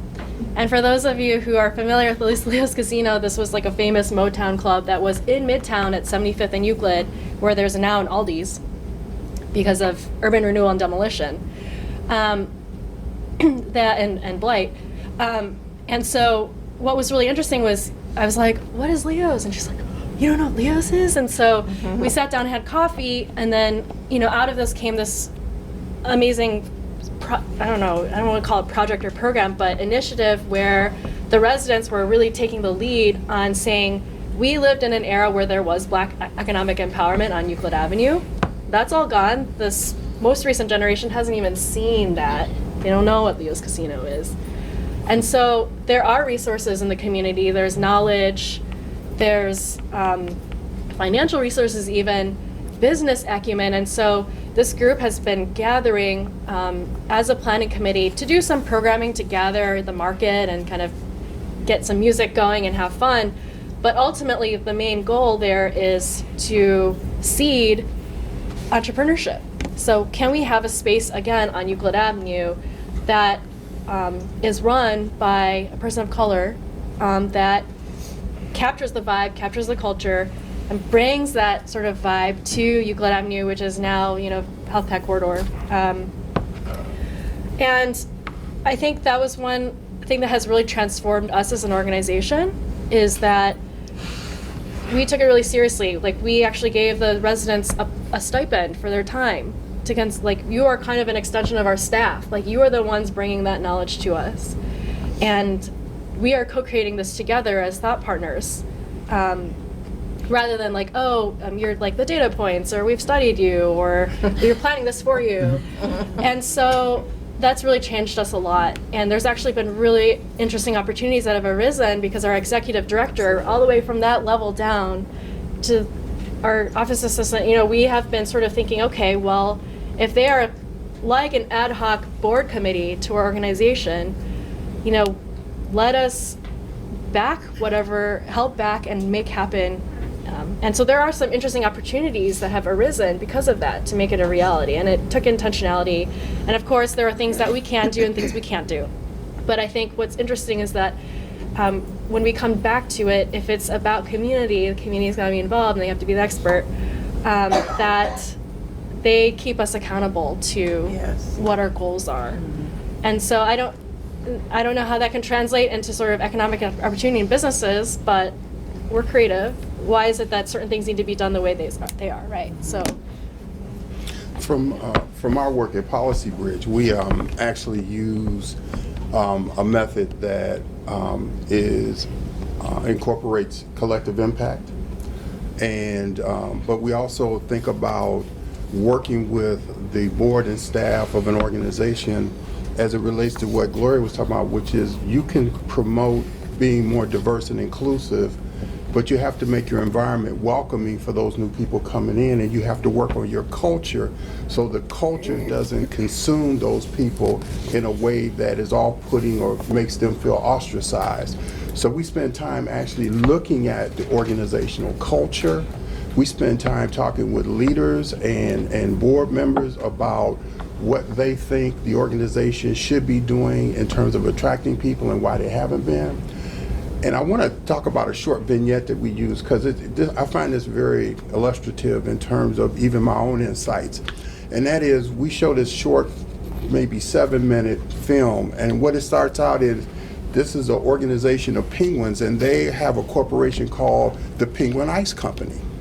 And they're sitting around in a room, and they're in the boardroom, and they're talking about, we really need to do more diversity, and we need to be more inclusive, and we need to bring more people that look different than us into the organization. So the first person they bring in is a duck. And the duck comes into the organization, and the duck is in the boardroom, and everybody's sitting in there quiet, and the duck every now and then quack, quack. And people are looking, I'm like, and he continues to quack, quack, And so the guy who actually brought the duck in, the penguin that brought the duck in, he actually is told by the board chair, you need to have a meeting with the duck and tell the duck about what our culture is, okay? And so he takes the duck to the side, the mentor takes the duck to the side, and he says, I want you to really try to act more like a penguin. And he says, I cannot be a penguin, I'm a duck. That's the example of why we bring people into an organization and we automatically assume they're going to assimilate into what the culture is, regardless of what they feel, think, or what their culture may be. How is that fair and how is that representative of diversity? It is not. And it certainly doesn't represent inclusion. So you have to spend some time uncoupling that, because people will always say, well, it's our organizational culture that makes us who we are. Is it? That's the question. I always think that if you can ask provocative questions, answers will result. But you have to ask questions. I'd add on to that, it is culture change, and if you're in business and you want to change your organization's culture, it's not just a training. It's not just sending a memo. It's not just writing a value statement. Right. If you're doing organizational culture work, it's a huge strategy. Unfortunately, it takes a long time. The larger your organization, there are experts. It's not just a flash in the pan new thing. It is setting the tone from the top all the way down, and whether you're going to be an agile company or lean manufacturer, or you want to create an inclusive culture, those are the same processes that you have to go through. You have to start changing people's hearts and minds that this is the thing that we want to do. And the cost of turnover that's the one that blows me away the most. I was just talking to a partner at a law firm and about their turnover, and shockingly, they tried bringing ducks, and the ducks don't stay. They don't. They don't. And he's like, can you help me quantify the cost of turnover so I can talk to my leadership and say, this is an issue, we need to start working on culture change. Yeah, here's a tool. It's not rocket science. It costs you this much money to go to a college to find a diverse slate of candidates. You hire an associate, you spend two summers with them, you give them all the knowledge of your law firm. They take away all this that they're creating for you, and then they walk out the door. That's minimum $250,000, minimum. So if that happens to you 4 times in a year, I don't know, I don't have a business background, I'm org development, right? I'd like to save $1 million, right? So even if you just put it in dollars and cents, but you can't just put it in dollars and cents because it goes back to the hearts and minds. So you have to make that case of why this is important for you, for yourself, your business, your region. It is all of those levels that all of my colleagues have touched on, which I think is, I don't know if that's the brilliance of who put the panel together, but we have done from the individual change, the interpersonal change, we've talked about the organizational level, and we've talked about the systems level. And Greg, you're right, you cannot just focus on one. You have to be working all 4 all at the same time, and that makes it incredibly challenging to do. So I think we're all on the same page, just coming at it, looking at it differently. Maybe we have ducks and penguins and maybe some robins and sparrows in our job. You know, the most recent work from Policy Bridge on minority leadership from Randy McShepard. Anyone got to see his lunchtime talk at the City Club. The thing that I was really struck by was this duality of courage and protection, right? I don't think that there's enough said about those two things in institutions. What often happens is you'll have minority leaders who are both personally connected and or professionally expected to speak out on matters of racial equity and inclusion, and oftentimes lead pretty vigorously on those things. That takes 2 things. It takes courage and it takes protection. Courage to lead can never be mitigated. To do amazing things, you have to step out and be courageous. We can't take that away, and so it's inherent and required of all leaders to be courageous. But what we can solve for is for protection. And so in what ways are we giving both young and old leaders of color the protection to speak out on issues that are really, really difficult to talk about, to have their own latitude on their policy understandings and perspectives, and then also to, proactively critique the internal culture of an organization and the ways that they operate. Courage, protection, both requirements, and I think it's something that both in our region and locally we need to take a hard look at ourselves and say, are we striking that balance? The burden should also not fall only on young leaders of color, right? Because I think that's like a huge strain on your personal everything. And so I think, there are definitely places where this has come up over and over and over again, and it's like, are you really listening? So I think that there's part of it too. For some people, they're legitimately like, I didn't know, like I need to learn more about racial equity and diversity, but it's like, for some places it's just been going on for too long. So. Why'd y'all quit? That's the response typically. Why'd everyone leave? It's interesting, Joyce, you said about the fatigue. Right now we have a program, Greater Cleveland Partnership's doing a program over a couple blocks down at Loftworks on diversity fatigue, on that very topic of both people of color in the workforce, but also people who do this work every single day, and the fatigue of that. And so it's absolutely real, and we have 40 people who are at a similar session going on right now. So it's a topic that I don't think we talk enough about, and I don't think that the white folks can't understand from the direct perspective, but even start to appreciate it enough. what that means to always be asked to speak up, and as if there was a monolithic voice. I don't think there's that appreciation at all. And so we're trying to have some of that conversation and space, like you said, Greg, to create that safe space to have some of those conversations that don't happen typically. I agree with that. I mean, I've had this conversation at work about just the fatigue and the stress of, kind of being the person of color and having to constantly raise these issues. But hey, we're not in the rooms. We're not in the rooms, that most white people are. So there needs to be courage, if you're white, on your part, to have these conversations with, at the family level, which I know is really hard, your friends, your network, because that's where the change is going to happen. Going back to the Center for Employment, they also talked about this need for peer pressure. Kind of peer pressure is like what drives people to act, what drives people to change. So, which is where we get back to the point of people, having a different understanding or having the heart to be courageous and have those courageous conversations among their network. That's where the change is going to happen. So the other thing I want to bring back this point of kind of all the statistics around diversity and inclusion and the benefits of having inclusion. And I think Joyce's point around Leo's Casino and how we went to a group that it was completely disconnected from our organization.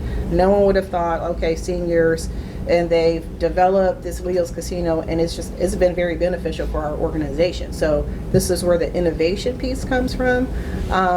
So there are examples of companies that have gotten it, even if it's just because, look, I need to be in business 5 years from now, and I've exhausted kind of my normal pool of talent.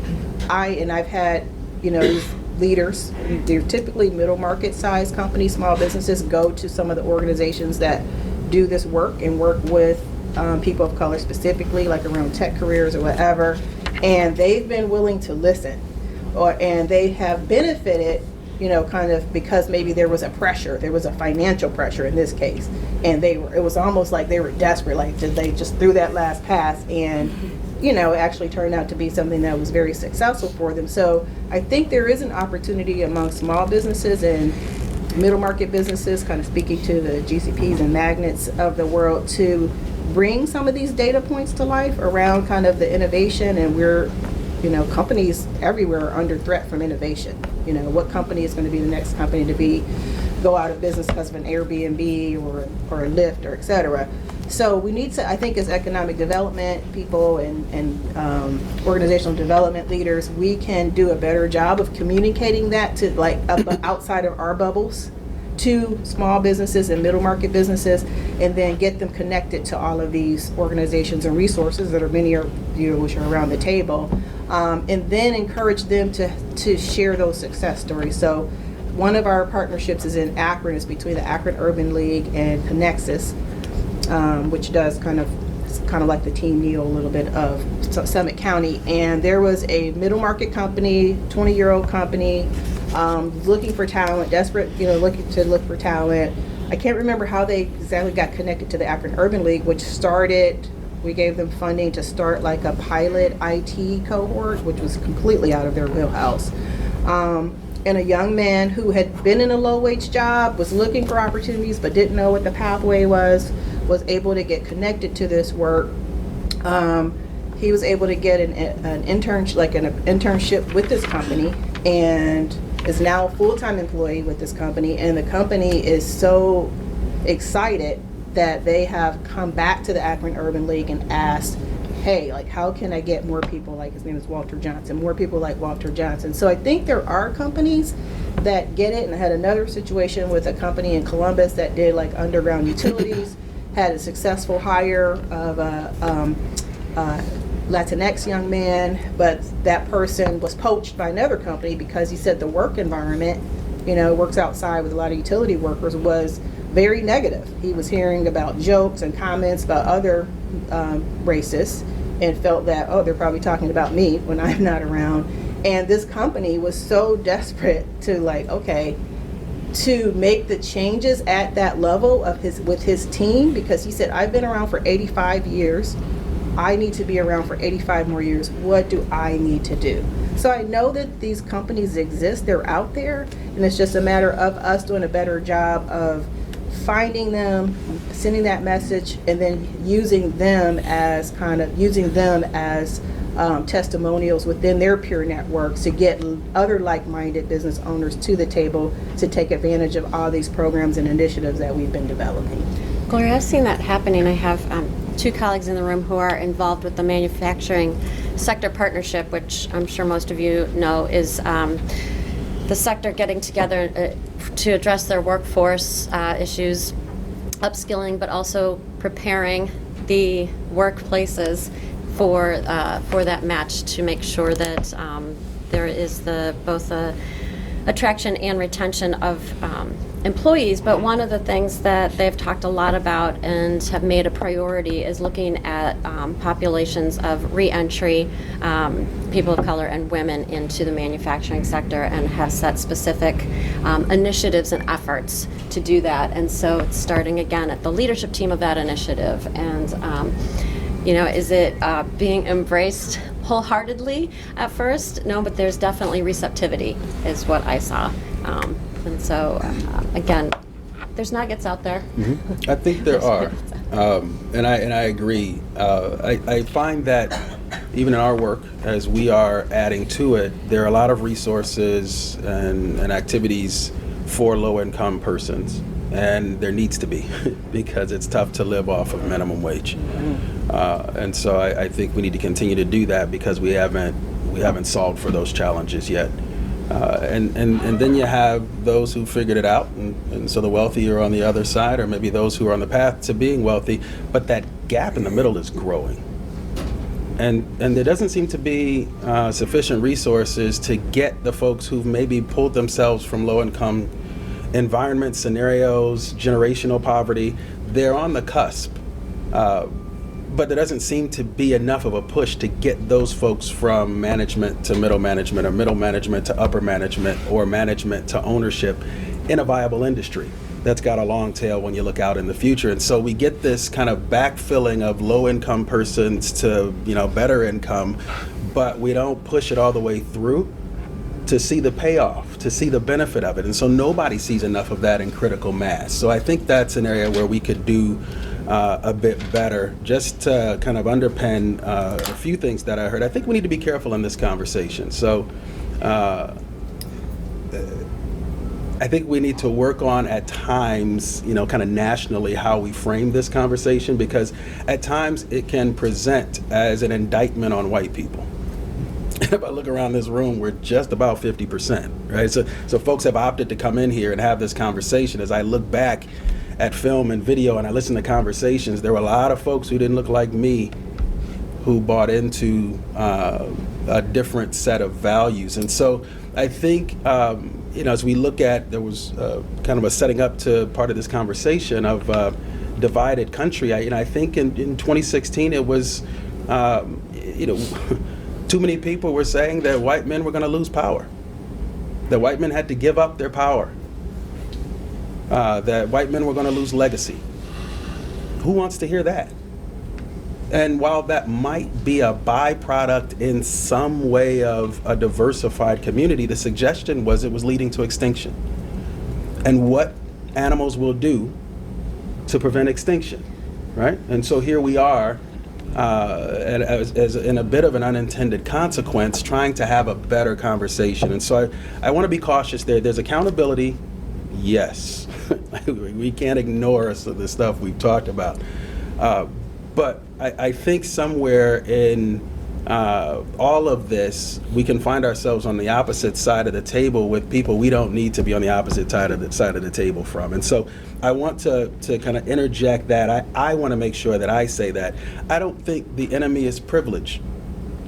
It's what you do with it, right? It's how you spend it. And so this conversation about what we do in our companies and in our organizations, I'm not indicting someone because they had privilege. If you want to give me a bigger scoop of ice cream on Tuesday because I'm a black guy, give me the bigger scoop of ice cream, right? But what do you do with it? Do you then look to the person next to you who looks nothing like you and say, why is their scoop smaller than mine? Can they get a scoop that's the same size? You give my kid a sample, but you don't give the other kid who's with his parents, it's what we do with that. And so in this room, I'm supposing that we've got a group of leaders in here. So lead, right? Some of us have influence, but we don't always know where each other are, and so it feels like we're on a limb. But I still am of the opinion that there are a lot more of us who care about this stuff and are willing to do what it takes to move the needle and have done a number of things, but we need to know that we're there so that when it's time for us to take the risk, we don't feel like we're losing everything. And so if we're leaders, if we're going to take that on, then let's lead unapologetically. If we're influencers, then how will we influence? And let's identify the barriers. Look, this isn't rocket science. Like, I've sat in some rocket science class, like that stuff's tough. But we identify the barriers and we move them. Women are paid less, pay them more. If Black people and Latinos are not getting the callbacks according to REI at a pace that they should be, then let's look at the HR systems and make sure that we call people back when there's sufficient opportunity and there's a vitae that suggests they should receive the call back. My credit officer, my chief credit officer will look at me and say, Michael, if Black people aren't getting access to the same capital, then we need to get them the capital. And all this other stuff, he doesn't want any part of it. He said, you guys keep doing that, but if you're telling me we exist so that we can get people who don't typically have access, then I'm gonna give them access. And so as we lead and we influence and we have the ability to interject into systems and affect people, we need to be able to stand up and do that. I think one of the enemies to this work is the narrative that you need to stay in your lane. Because none of this really works in isolation. And so we get corralled back into something manageable and we get told that you can't boil the ocean, and ultimately over time we begin to desensitize the fringes because they're not core to what we've been told is within our lane. And so I think that's something that can be resisted. I think it's a bit of a setup. And we need to create environments where if we're trying to do something better, if we're trying to make the turn, we can't do it in a manner that the folks who have not been able to benefit are now given an opportunity, but everything is on the line. Like if their business doesn't work, as a minority, if your business doesn't work, you're seldom viewed as a serial entrepreneur. It's just like you can't cut the mustard. You're not going to get funded again. Yeah, you don't have the stuff. Maybe you didn't have the chops. But others, that's not what gets attached to them. And so if we're asking people to stand up in their organizations, to Bradford's point, around the courage but the support, we can't ask them to risk the livelihood of their homes and the ability to pay the mortgage and send their kids to school and eat. And so as we're creating opportunity, it needs to be shielded better. It needs to be architected better. Architect in the room, it needs to have a solid foundation. And when the RNC was here, there was film that they put on some of the glass windows downtown because there was an anticipation that there would be projectiles that folks wouldn't like some point in the event. And so the film was put there to protect them. As we're building, let's anticipate, let's reinforce, and not ask people to risk everything to do what's right. For me, I'd just like to say, I'm an optimistic skeptic. And I've acquired that taste over 40 years, so I think I'm well suited to that strategy. I hear what Michael's saying, and I agree. You're not going to get anywhere by beating up folk, okay? But you got to be honest about what it is and what it's not, okay? But the other thing is, I'm very hopeful because, 10 years ago when I started studying this and going through trainings and seeking out information and going across the country and even going out of the country to understand what other countries and other folks were doing around the issue of diversity, inclusion, and equity, it was a small ripple in this community. And there weren't a lot of people who were even willing to use the word racial equity in the context of a communication or conversation, for fear that it would be perceived in the wrong way and they would be sanctioned for that. And here we are 10 years later, sitting in a forum at a public institution on Euclid Avenue, the main thoroughfare in the city of Cleveland, talking about it in terms of its economic consequences for a population. I think that's a big, big win, because we wouldn't have been doing this 10 years ago. So I think we need to also put in perspective how far we come, though we got a long way to go. That's what makes me hopeful. What makes me skeptical is that I still see people who want to repackage what they've always done, call it what we say are the current terms and buzzwords now, and keep on doing what they've been doing and maintaining the status quo. Yeah. So I agree with Michael about leadership. I think we got to do some cultural change. I think we've got to talk about economic inclusion in terms of development and the way that we go about it. But I think we also have to go back and think about empathy and are we humans? And if we're humans, how do we see the human side of all of us in each of us as we interact? And also, how can we build relationships based on trust, mutual respect, and mutual benefit, so that if I have privilege or don't have privilege, it doesn't matter, that it ends up being us working together to create the kind of democracy in America we all want to have. I will point out that I am facing East 18th. I think my sense of direction is not the best, but which is honorary Norm Crumholt's way, Right. so the pioneer of equity planning. This panelists, you have discussed in great detail that economic inclusion is a person-driven, this is a changing hearts and minds campaign at its first. But I want to come to the end of the moderated Q&A by coming back to policy, and we talked about how planning has been complicit in a lot of the issues that we face today.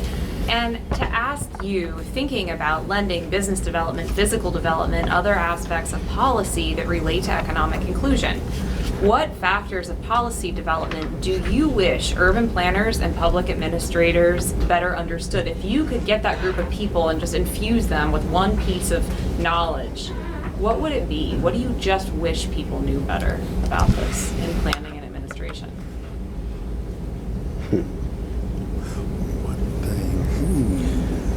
So one of the data points that's come back is that there's a consistent devaluation of property based upon the complexion of the people who are adjacent to it. Said differently, if a house is next to black or brown people, the value of that house has inherently been valued as less.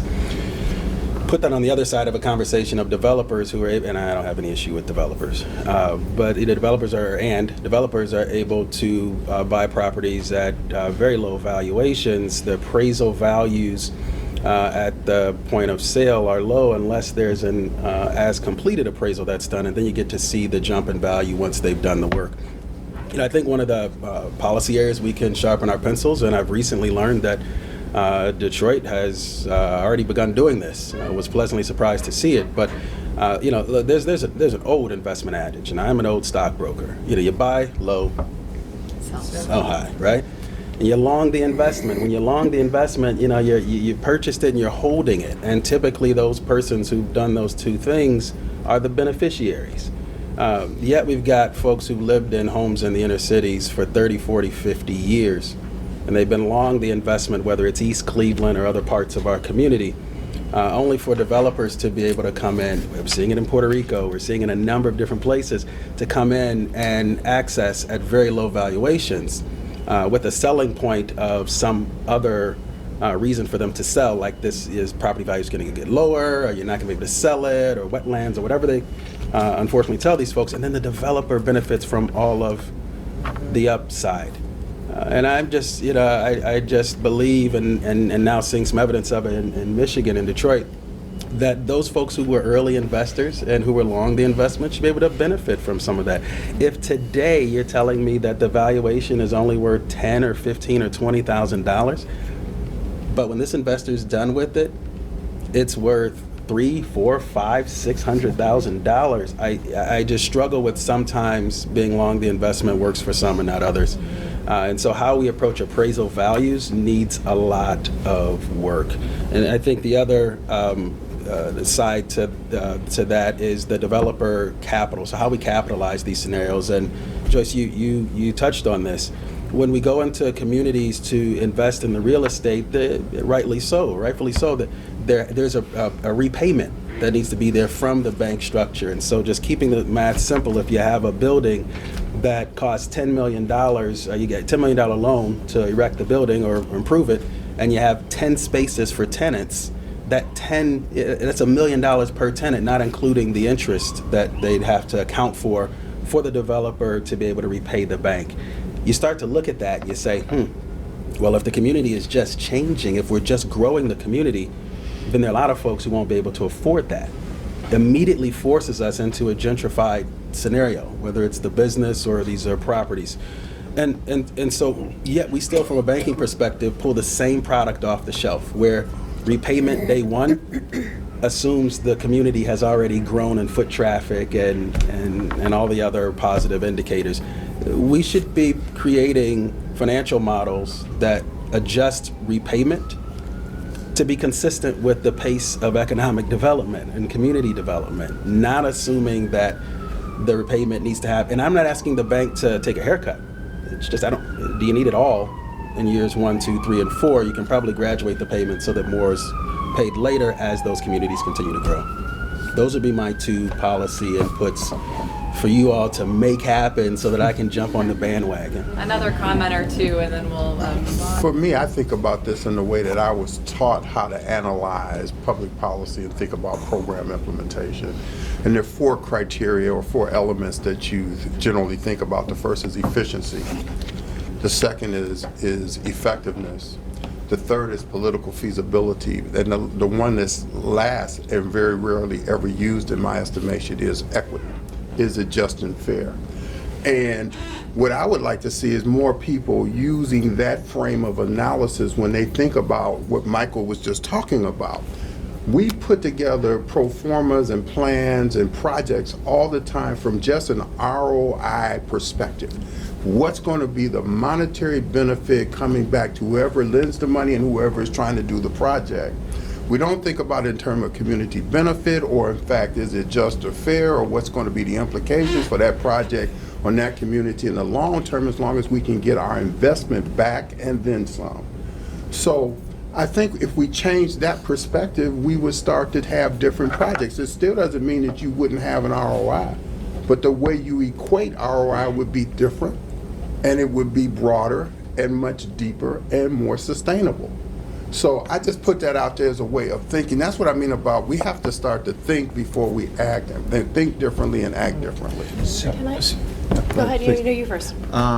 So Mr. Brown was my public policy professor, so I hope I do justice in my next comments. And to be fair, I was going to swallow these comments today because it's such fresh news. And so before I start, I have some deference to pay the City of Cleveland and the Police Commission. But as it relates to how we decide in what ways we are going to develop and the ROI and what those things mean, I think it's really important for us to consider that 2 things matter a ton. Where jobs locate matter, and what type of jobs for who and how matter quite a bit. And so as we have in the Opportunity Corridor assimilated and purchased and aggregated land quietly, with the hopes and the beliefs that it was going to be a center for traded sector work. And traded sector work, importantly, it provides higher paying wages, Michael alluded to. And so if we understand that where jobs locate matter, and we understand that those places and spaces are scarce, particularly in the core, that the decisions on what we do with those places and the trust that it builds with the people living there and their proximity to that access is key. We have to take in all 4 of those, including equity, not simply efficiency. And so really, really intense and empirically driven decision making on how we are doing attraction for the parcels that we aggregate. If for instance,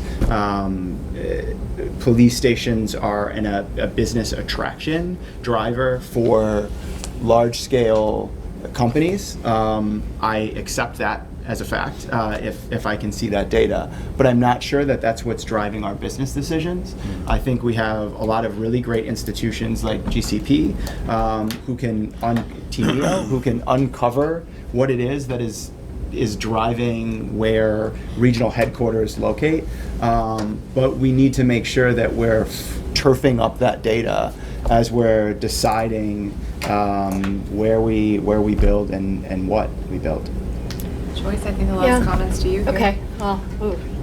No pressure. But I think, my comment is maybe approaching what you've shared at a different angle. So in thinking about real estate development and on the pre-development side, I think going back to our discussion about we've never had a truth and reconciliation process in this country, I think we need to recognize that in this country, land is not necessarily neutral, whether that's with indigenous folks or with redlining and the banking industry and African American communities all over this country.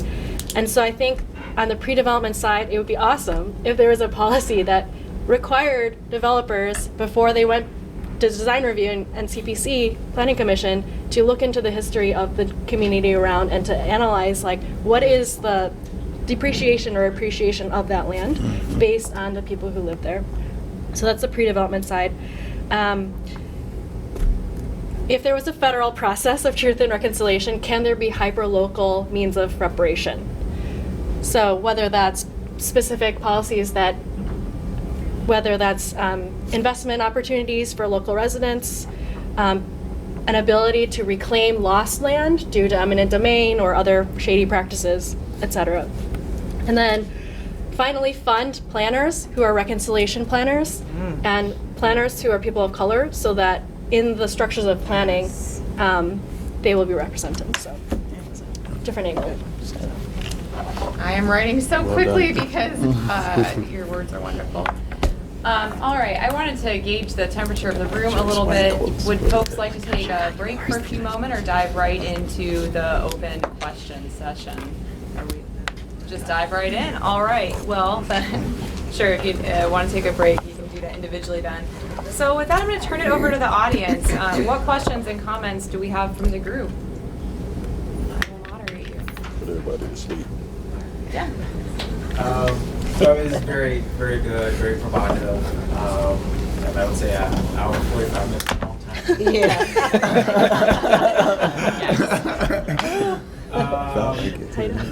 So I guess one of the things that comes to mind is, and what I'm hearing from all of you is true economic inclusion, this idea of a zero-sum mentality, and if, Michael does get his large scoop, is true economic inclusion, you giving me half of it because there is no other scoop for somebody else to get. And, so kind of in that context, how do you all kind of envision that? So when we're looking at our businesses and our organizations really trying to realize this outcome of inclusion, how do we approach it if that is the actual narrative? I think you're spot on. And I think it's in part subconscious mindset. And so think about how we talk about equality. Think about the very nature of asking for equality. Neutralize the ethnic groups or the gender groups. And just by the very nature of asking for equality creates hierarchy, right?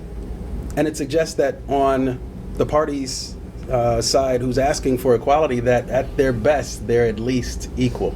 Or at their best, they're at best equal with the folks that are asking for equality. And so I think from a mindset perspective, it's subconscious. And so we can find ourselves chasing after the right things.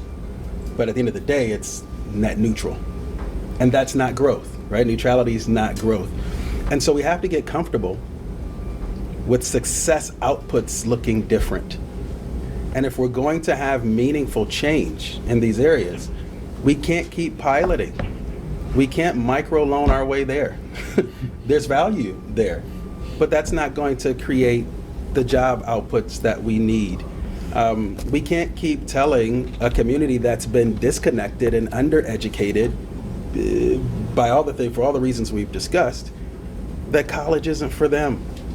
When we know we're competing against AI and automation and robotics, right? These are the things that create maybe something subpar and less than net neutral. So I think we have to have an appetite for people winning big who look different than the folks who have historically looked big. And so we have to make major investment. We have to make significant contributions. Look, I'm a minority-led organization myself. I'm paying interest on capital from the same sources where other organizations that are majority-led are getting grants. And we operate well. Like the books look good. And so we have to get comfortable, I said it earlier, let's stop piloting this stuff. And let's get comfortable with really making the kind of investment that looks like the investment we make when we mean it. So think about a stock purchase you made or something you bought and you're like, I'm not really sure. Well, it's usually something less. And you're trying it out. But when you really see the value of it, you're willing to put more in. I think we need to transfer our practices to something that looks more like the latter.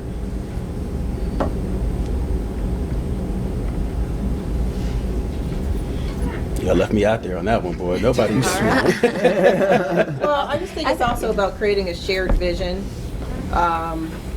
for what, I think, Gina, you mentioned it a little bit about the fact that, if you look at the numbers for our region, they're not doing well as a region. And if everyone has that understanding of kind of this is where we are, and if we continue to go this route, this is how everyone, regardless of your race, gender, everyone is going to be in trouble, right? So I think people hear that, like maybe they've heard that message, but no one ever really kind of pulls on that thread. What exactly does that mean? So I believe people really only act, for the most part, primarily in their best interests. And then maybe secondarily kind of in the interest of everyone else. I think there's a better opportunity for us to communicate the why of, if we don't make these changes, this is how you will lose, kind of by hiring the same people, using the same processes, going to the same people to get your information and input, and and creating a shared vision for what does a win-win look like for everyone, and then on the way to that win-win, there might have to be some things that are reallocated to kind of get back in balance, because particularly with the population of the city of Cleveland being primarily African American and Latinx, and you've got individuals that I think we're like number 8 in the country in terms of blacks having like the highest poverty rate for their cities. That doesn't think these are people that are not spending money, that are not contributing to the economy, that are living in neighborhoods that are blighted, which impacts kind of the overall perception of Cleveland, which is going to ultimately have a ripple effect on all businesses. So I think it's a matter of just being more clear about what is the threat, what does it look like, what do we need to do, how can we all win through this, but in the meantime, like this is our pathway to get there, and there will have to be some reallocation of resources, like from even what Michael was saying about funding resources to other kind of resources that people are using to fund their growth. But at the end of the day, we're all going to win, and it will be, but it's going to be a longer term scenario. And I think there's this false narrative about rising tides lift all boats. I don't think it works that way. I mean, we have a lot of great rising tides going on in our region, right? Look at downtown. You could say, "Whoa, we're doing great. All the development, people are coming down, it's thriving. And that's a great thing." But that is certainly not lifting everybody, right? And so, how do we make it a win-win? I don't know that it always can be a win-win, Mm-hmm. and people don't want to hear that either. But how do we make it so that it's not completely hurting people and bringing people up? We don't want it to swing so much, but can we do at least some more of it being equitable? There's a few sayings like that kind of like. But I also like Michael's point of redefining what is a win. Yeah. Right? What does a win mean? Because I think we might all have different ideas of what win means. So so aligning what is a win, and some of that might be more of a long-term type of scenario, and kind of changing the narrative around these wins and what do we need to do to get there, because I think at the end of the day, again, if we continue to move in the direction that we have been, our region is going to be in a much worse situation 10 years from now, and the trajectory, really the trends haven't been great over the last 20 years. There was a question in the back. as individual organizations, we all have the ability to challenge power, but I do believe the protection and support are so critical that you can do that and then end up not a job. Having said that, though, we can also try to ensure that the right people get in the right places. Because there are times when I think people don't think, well, okay, it's not my battle, it's not my, I don't really care. But it impacts everybody else. Putting one wrong person in place can be so destructive and so divisive. All you have to do is look at the President of the United States right now. We don't want to get into that discussion. But what you know is people know things are true and they're not saying it. Yes. I can't even say why, I have no idea. But I'm sure under certain circumstances, there might be things that we could be silent about, but we shouldn't. That support to the other person or proposal or project is critical. So the question to each of you is, how can your organizations help others to get to where they need to be? And I know that's not easy, but I'm sure you can see organizations that are either not moving the right direction or are sitting back instead of acting or whatever. How can you nudge, influence, etc., to kind of make them respond? You know what I mean? No, I see what you're doing, not in the right direction. And I kind of say that as an education for me, kids are critical. And so I don't let them go, oh, no, what are you going to do about it? How are you going to handle it? I give them mentors, professional mentors in the industry, because I want them to see what it's like to work in that environment. I try to make sure they get calls from interviews so they can see what it's like and where they're going to, so they don't go out with this Pollyanna vision and they go, oh my God, is this what I'm going into? Okay, I didn't realize that people weren't going to be honest with you, weren't going to support people or any of those kind of things. To me, that's so important. And I'm pushing them. I'm like, no, you gotta get up there, you gotta do whatever. Okay, maybe you shouldn't say it like that. So you gotta make sure you make your point. So how can we collectively make organizations responsible and hold them accountable for what they should be doing? Not just necessarily what they are doing. You know, we at Policy Bridge, we were very fortunate. A few years ago, a local philanthropic organization paid us to actually work with them to develop our intercultural organizational development process. So we got to bring in some people and design it and then actually work in that organization to help seed it.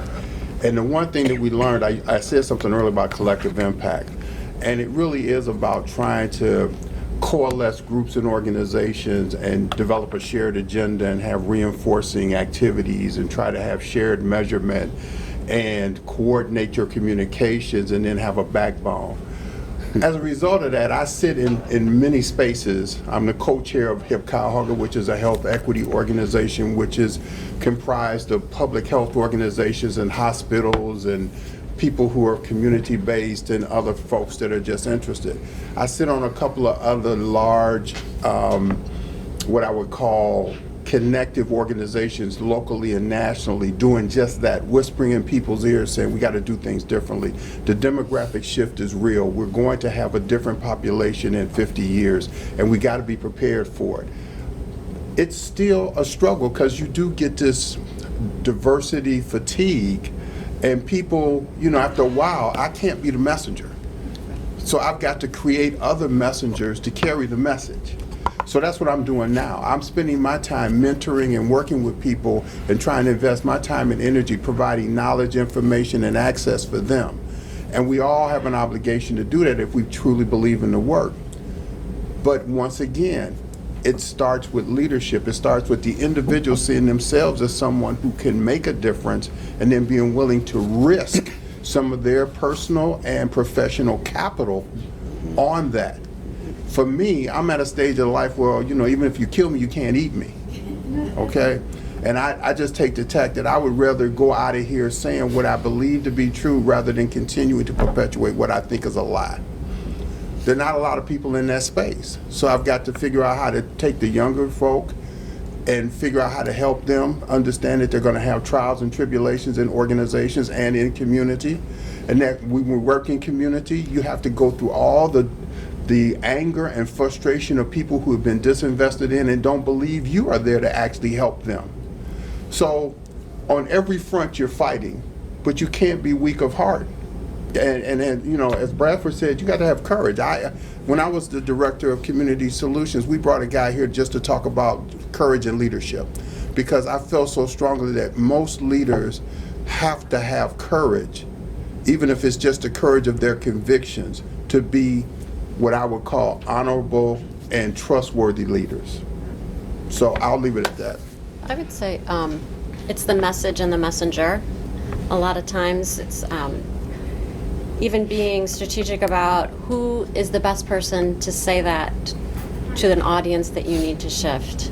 And if we're talking about race and you're talking to a room full of white people, sometimes it needs to be a white person saying it. Just Yep. is. Yep. Right? That's how we are as people. So it's message and messenger. And I think just piggybacking on Greg of that not underestimating those very subtle conversations. And so it doesn't always have to be up front. It doesn't have to always be in a forum like this. I like to call it subversive social justice. So sitting in rooms, whether it's business leaders or a room like this, it's just, saying, hey, did you know that, did you ever think about, it doesn't have to be calling them out, because calling people out is going to not want them. Right. They shut down, they're not going to hear anything you say, and then it's a moot point that you even had courage to say anything. And so really understanding the message and the messenger and how you're telling it and what, how that works. Yeah. I think when we find ourselves fortunate enough to be in places of power and influence, we have to recognize how fortunate we are and own the responsibility.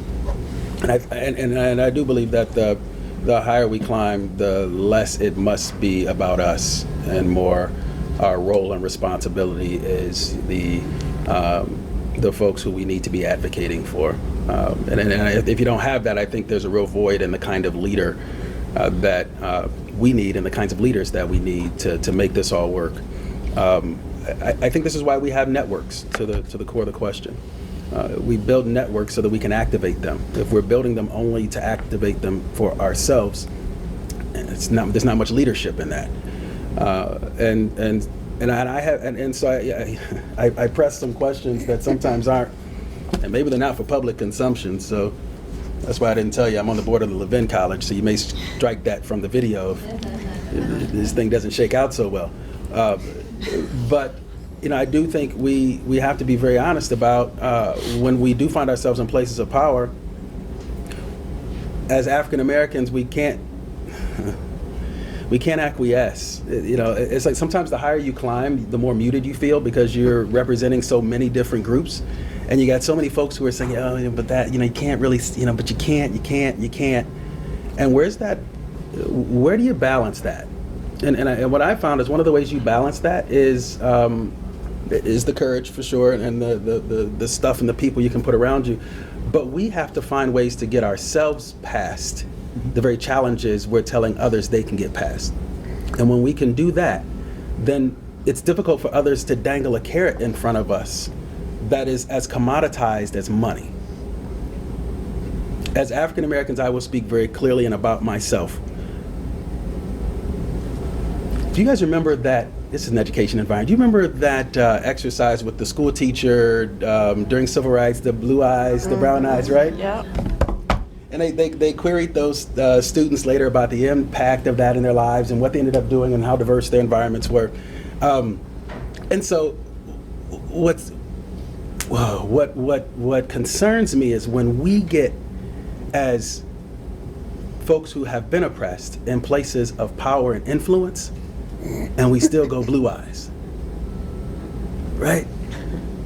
So then how can I point the finger at anybody else if I'm not even seeing the value in people who look like me or look like my Latinx brothers and sisters or look like my Asian brothers and sisters?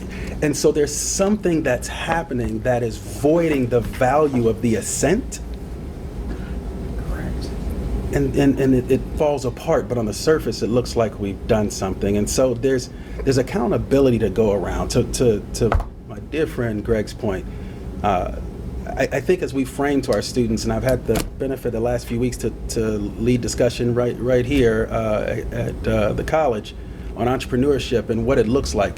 I think we just got to let the youngsters know, look, this isn't going to be easy, but that's where the payoff is, right? There's going to be value through this and on the other side of it, because the Pollyanna is not a realistic expectation. And so if we can start to frame this for what it is and then be present, hopefully the accountability shows up. Cleveland's been a community where we've had significant investment from leaders that goes back a long way. And you see the names, you see the institutions, and there's been an expectation that if you're going to lead in this city, you're going to give. That doesn't happen everywhere. But I don't know that we are creating a next set of generations to look at it the same way. You know the folks I'm talking about. We know the folks who helped, build the foundations. And so I think we at risk of losing some of that momentum if we don't instill that in each other and the generations to come.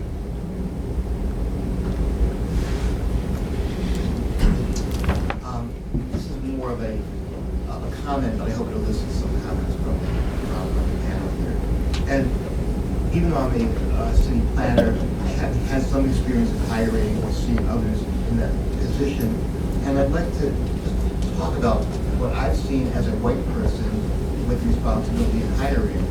And I was particularly struck by comments from the group here. Gregory talked about implicit biases and changing values and minds and hearts. I think Gloria talked about being intentional about hiring. Michael talked about leaders need to lead. And Joyce had started off with planners have been complicit and needed to reverse that. My first job in Greater Cleveland as a planner was with the Cuyahoga County Regional Planning Commission back then in 1976. And there was one black planner on the staff. Our office was in downtown Cleveland, as you all gave that. Then after 9 years there, I got a job, which I really had wanted from the beginning, with the Cleveland City Planning Office, actually. When I got the job with the county, I interviewed with Norm Frumholtz in his office in Cleveland City Hall. He said, Mr. Brown,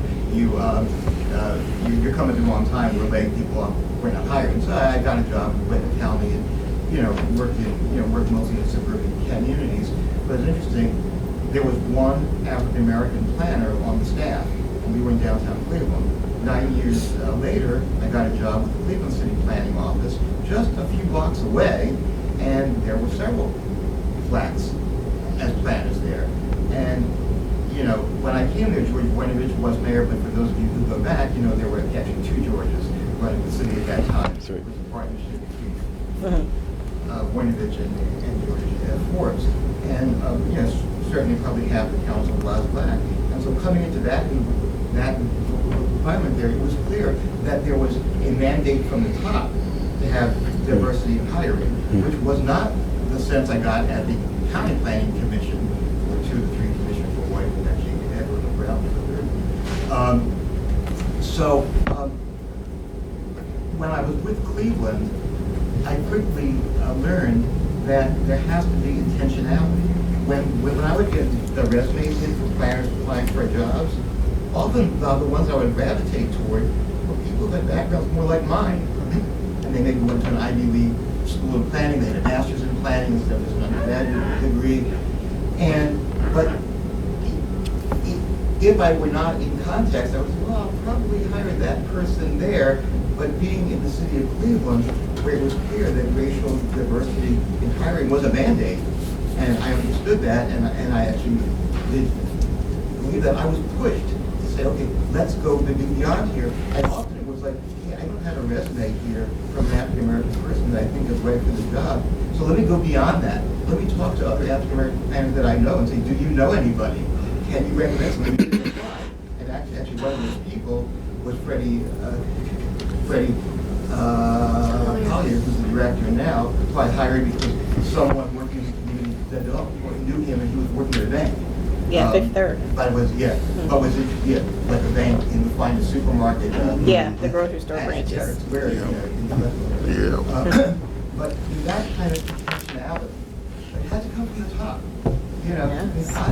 I had to write I grew up in a white area. I went to college in New York and actually lived one place like in Crown Heights, which was a very diverse place. We used to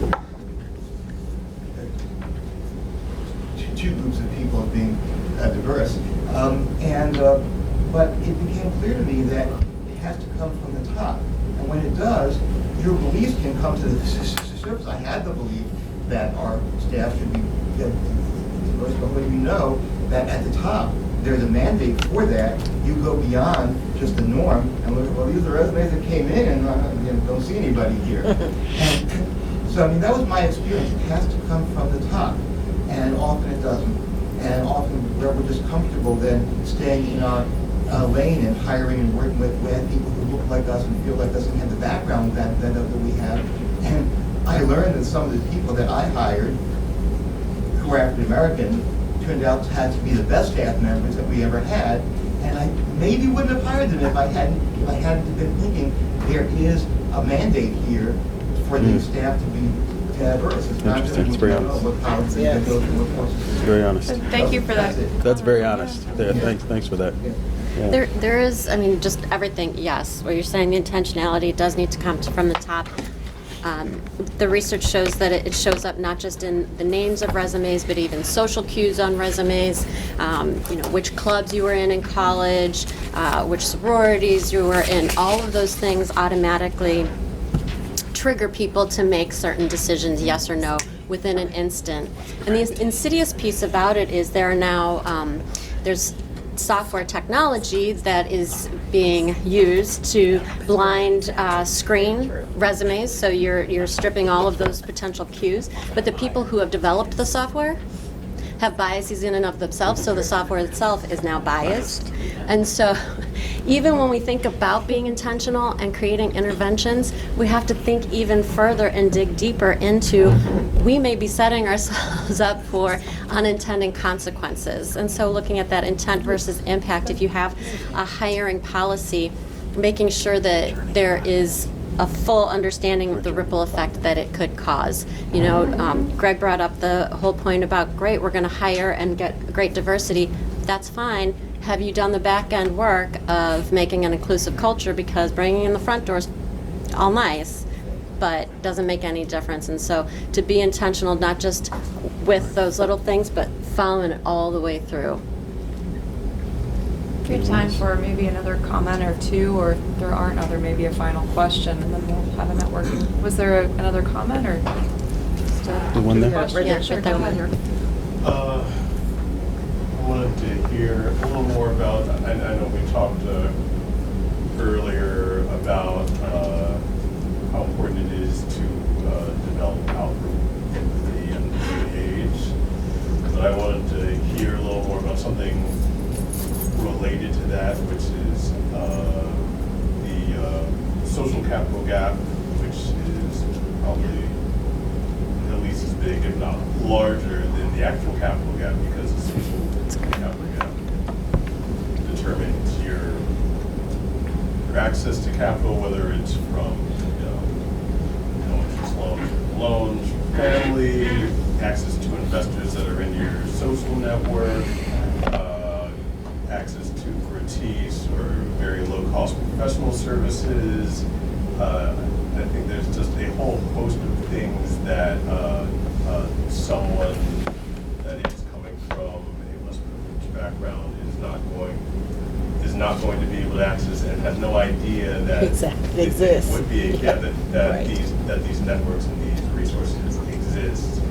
And I was just wondering if you had any thoughts about how to address that. So I feel like that's definitely a Michael question. But I didn't see that coming. what I will say, just to expand that, is that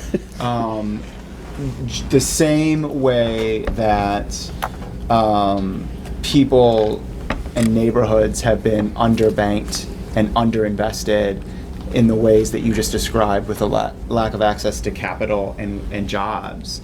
The same exists in the sense of access to leadership. And so the same thing persists when you get to high levels of leadership, that the sort of social clubs that happen at the CEO and C-suite level, leaders from neighborhoods that have been disinvested also don't have the networks of professional association that they can lean on to grab coffee or conversation as well. But I'll step back. Well, often we become what we see, and we have to show up, and when we show up, we have to share things like what you just illustrated for us, which is, there's a difference between networking and socializing. And when we bring high school students, how my team rallies around these young women and men, it lets me know we're headed in the right direction. But we hear things, the way we measure whether we're headed in the right direction with these folks is we measure the mile markers, and we hear them say, I didn't know this was for us. I didn't know we could do that. I didn't know we could live there. This is a beautiful restaurant. This is in Cleveland. Another quote, I thought I had to graduate from college and go somewhere else to experience this. And so, to your point, the social capital piece needs to be presented and defined. And then we have to show up in places where it matters. The colleges, for the young men and women who come here, either from the city, and it's still just as foreign an experience as it is for someone who comes from another state to come to school here. How are we connecting? I assume that because our colleges are right here in the city, that our students are connecting, and more importantly, we're connecting with them. And I walked the campuses and realized when they were looking at me, they were looking at me like I looked at a black professional when I was in college a long time ago. And there's a hunger for mentorship. They're asking for it in a way that I wasn't smart enough to ask for it. And so closing the social gap is in part inviting these young women and men to lunch at the club and preparing them ahead of time. We do etiquette at the office for our high school students, and then we practice it in a really nice place. And so there's something to be said. 10 seconds, 15 seconds, there's an African-American car wash over here on Carnegie, and I watched this large African-American male who could probably, like a tiger or a bear, just swipe people out of his way and not even think about it. And he's always got young people working for him. And I watched him on a number of instances, and one just recently stuck out. The young man was, cleaning, drying it. The car was still wet. He was still done. The seams, it was dripping. And the care that he took and the time. He just simply said, well, with a vehicle like this, you need to do it this way. And he did that in maybe 10 or 12 different ways and iterations. My point is, we got to stop sending in our checks. Right? We got to stop voting at a distance. We got to stop caring at a distance. And we got to stop running through these thoroughfares that once occupied us, and we got to spend time, and we got to do it in a way that is genuine and actually care and take the time to show. And if we're showing, then it'd be pretty difficult to be a hypocrite instead of just saying it. And if they see it, maybe we get there. May I add one more comment? You get the last one again, Joyce. You nailed it last time, Joyce. Come on. So I think this is where planning can come into play, because I think there is an element to physical proximity that social capital needs to have. And so there's a book by Eric Klinenberg called Palaces for the People, which Dan Moulthrop and Nelson Beckford have sort of been talking about. And it's talking about social infrastructure. So when we think about infrastructure being like roads and lights and buildings, social infrastructure are places that create interaction and places where people of many different backgrounds can come together and benefit from one another. So I think this is where you can kind of get creative as planners and real estate developers and community development people. Like, what if you can mix different uses that maybe different people from different backgrounds might be going separately into different neighborhoods and like putting it to one place and like build it in a place that's easily accessible by transit and see what kind of collisions and connections happen. And Good so, tech hive. Tech hive. There you go. Digital C tech hive. I do want to capitalize on that because it's so perfect of a segue. And I would be remiss if I didn't give a shout out to one of my favorite organizations, CAREMU.